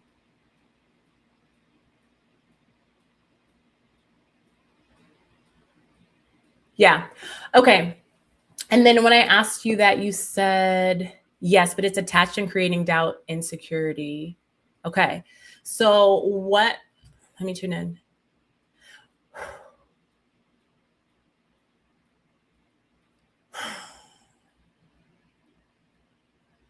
Javi, I just need your permission if I could do a little bit of energy healing on you really quick. Let me know in the chat. Solar age, the extinction burst is happening. Many of us feel the remnants of the energy that is dying.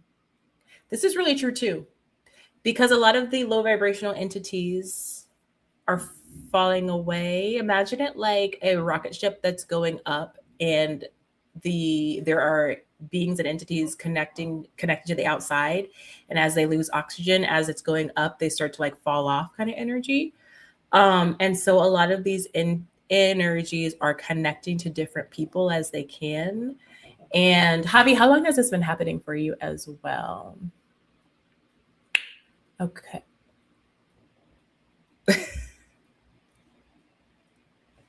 Okay. Something just happened with my internet as well. This is very interesting, y'all. Because I'm on my, oh, maybe I should switch back over to my, can you guys hear me? Or am I just talking to myself? Can you hear me?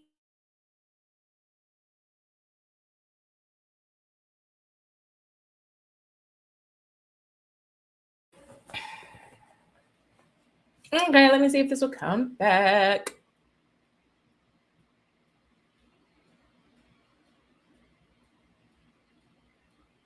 Oh, you can hear me? You can hear me like singing to myself.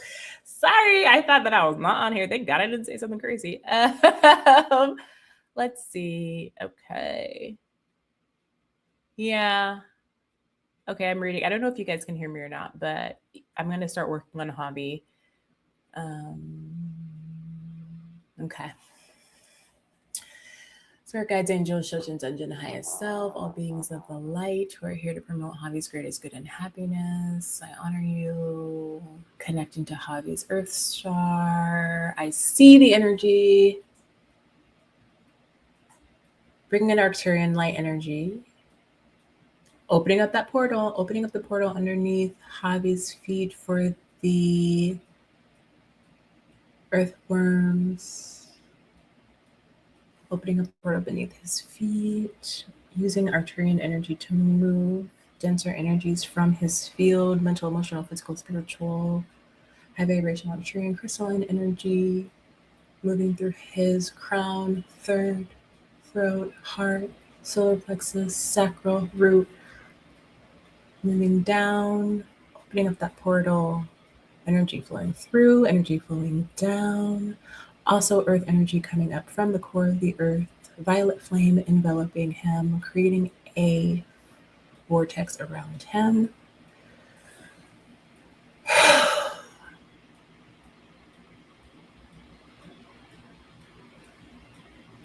Holding space. Archangel Michael. Dragon. Arcturians.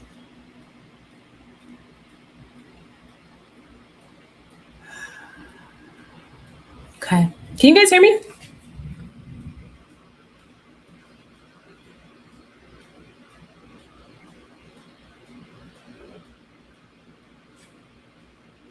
Yeah, I can't believe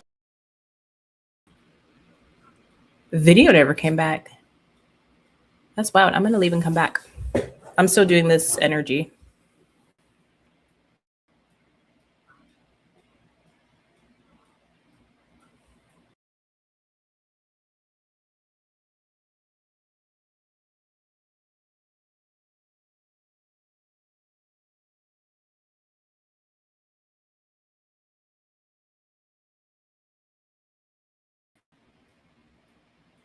Okay, let me know if you guys can see me.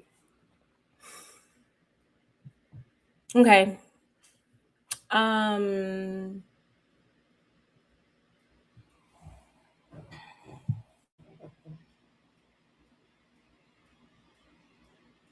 Okay, Javi, I just want you to imagine a pillar, vortex of violet flame coming up from the center of the earth, wrapping all the way around you, going all the way up into the sky infinitely. I want you to take a deep breath and imagine that everything that is on you, covering you, is being sucked in, catching on that vortex, and being carried away from you.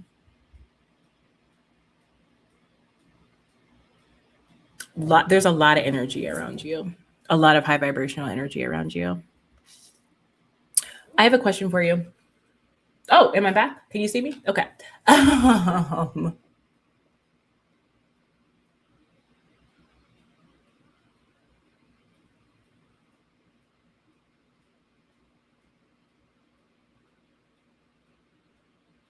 Okay, let me catch up with these comments.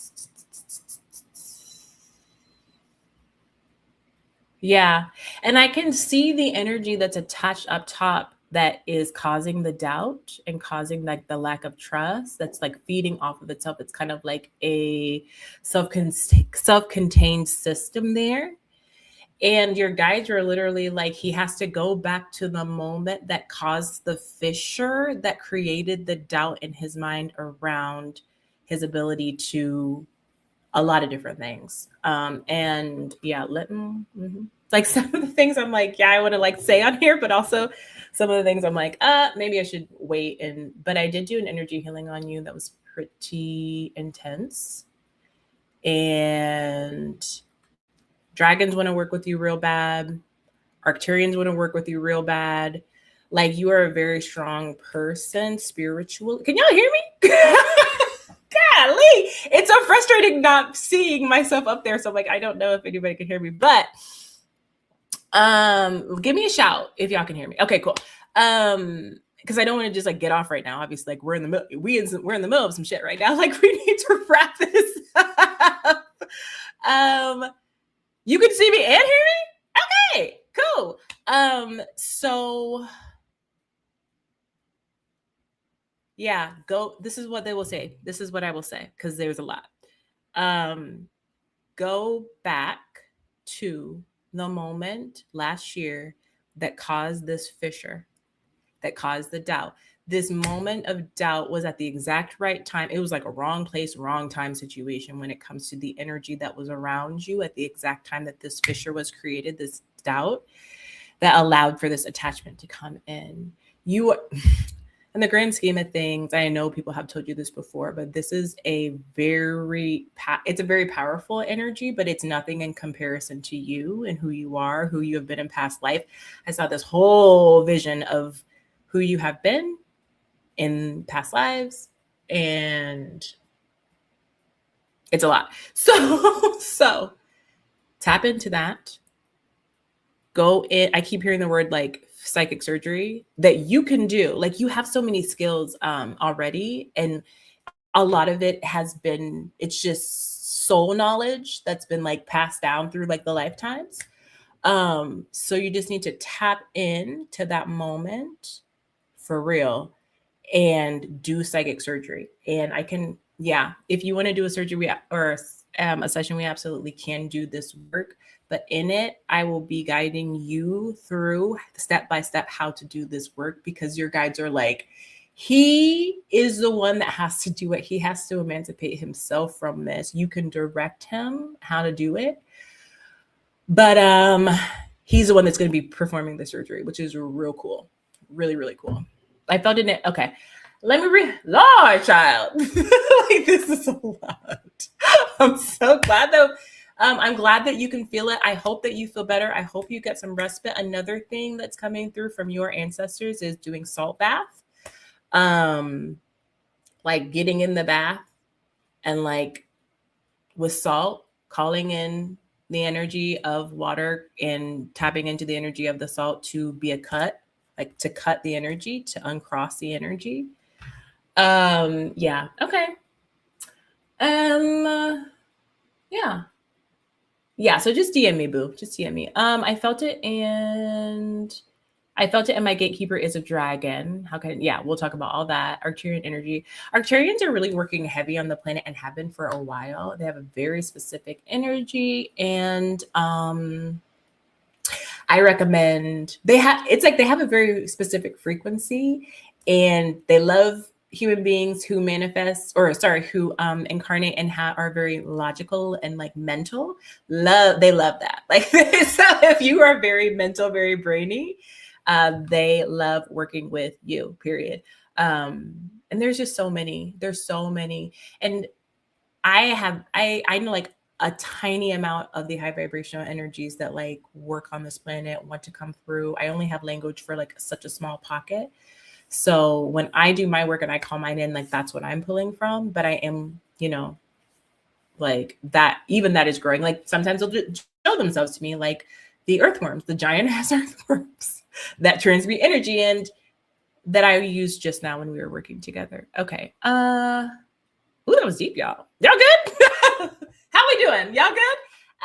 Okay, so Zodiac A, Garden Tatis, like the live. Thank you guys for liking the live. Thank you so much for hanging out with me. Is there anything else that you guys want to talk about today? Is there anything else that you guys want to tap into? Probably no more readings, because that took a lot of energy. And I'm I'm happy to do it, but probably no more readings right now. Yeah, anything else, guys? We already talked about self-trust. So if you guys are just joining, my name is Amy Titus. I'm an intuitive and psychic development coach. And we talked today about, what we talk about, y'all? We talked about our guides. We talked about self-trust. We talked about opening up our channel. We talked about claircognizance. Ooh, we talked about walk-in souls, which was so fun to talk about. Love that.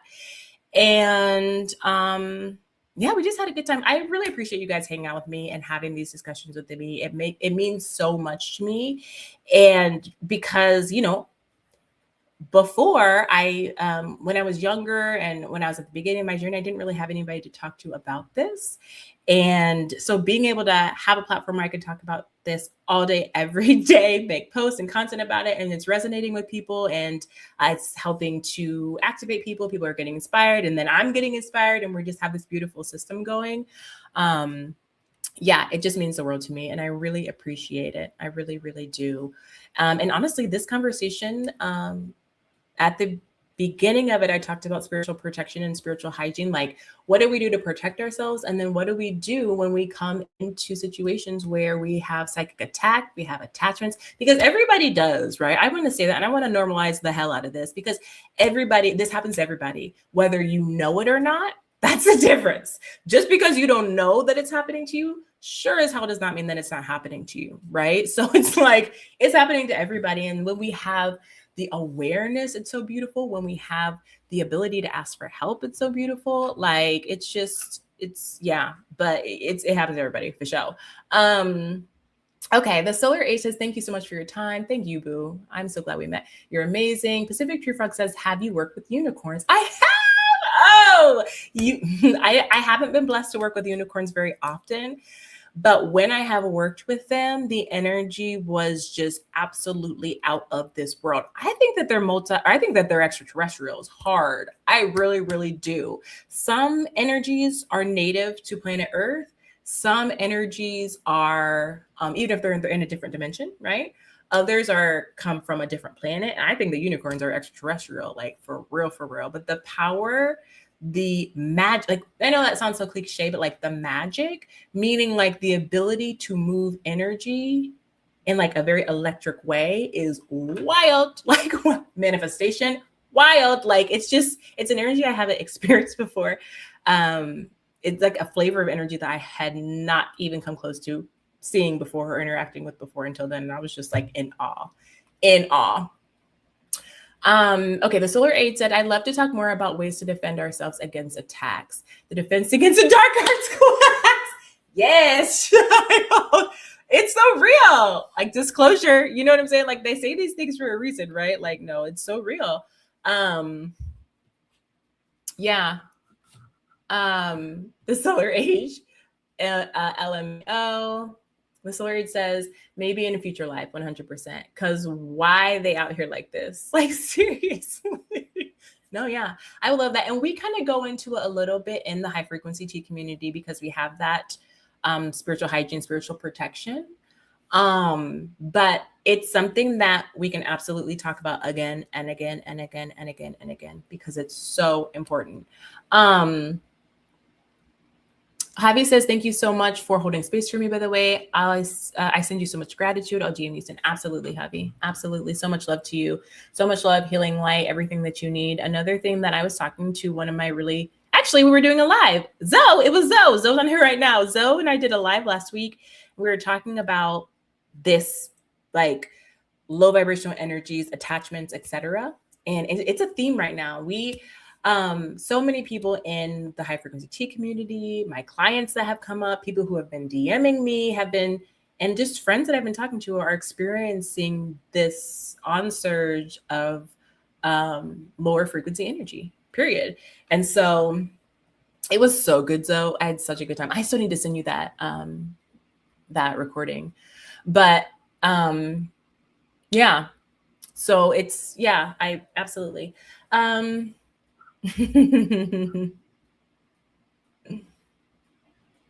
It was awesome talking about it. That is not the low vibration, not the low vibrational energy. That was not awesome.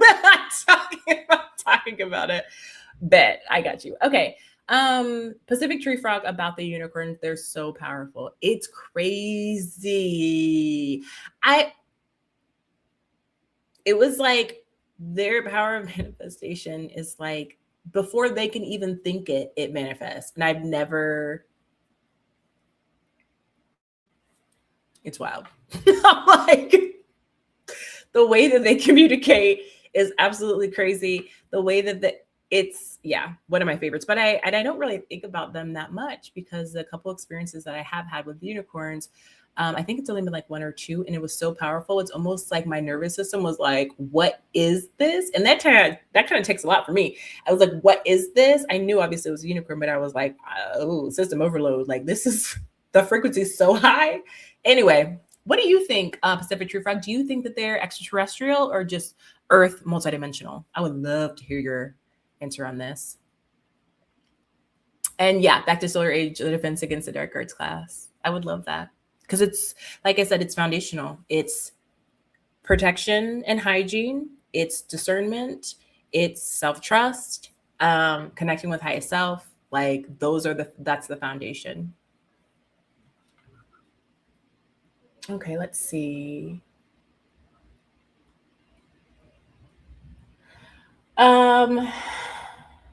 Okay, I'm going to go back over to Instagram because I didn't see some of these comments, and they're actually kind of really important. I am pretty brilliant says I'm deaf down for another live. Okay, let me know. Okay, good. and then she says, yes, that makes sense. What you're saying about dominion. I've been creating mnemonic devices to build belief, trust, plus an embodied pattern. Love that. This live has helped me see that my sense of safety comes from my word. Yes. Love that. Love that. Love that. Love that. Okay, Pacific Tree Frog says, I've never thought about it before, but honestly, I would pin extraterrestrial for sure. That's what I said. I'm like, these, even multidimensionally, these are not, the frequency is too high. And no shade to planet Earth, because we have some high frequency beings here as well, but the frequency is too high to be from Earth. You know what I mean? Like, it's just, all right, guys, thank you so much. Oh, yeah, and you said just in their energy. Exactly. Okay, guys, thank you so much for joining me. Again, my name is Amy Titus. Please, if you have not already, please follow me and check out my different posts that I'm putting up, and feel free to join me again on any live. Thank you so much for spending time with me. And I will be back again tomorrow around lunchtime if you are feeling frisky and want to talk about some more stuff. Thank you guys so much. Have a great night. So much love to all of you. So much love. Bye, guys.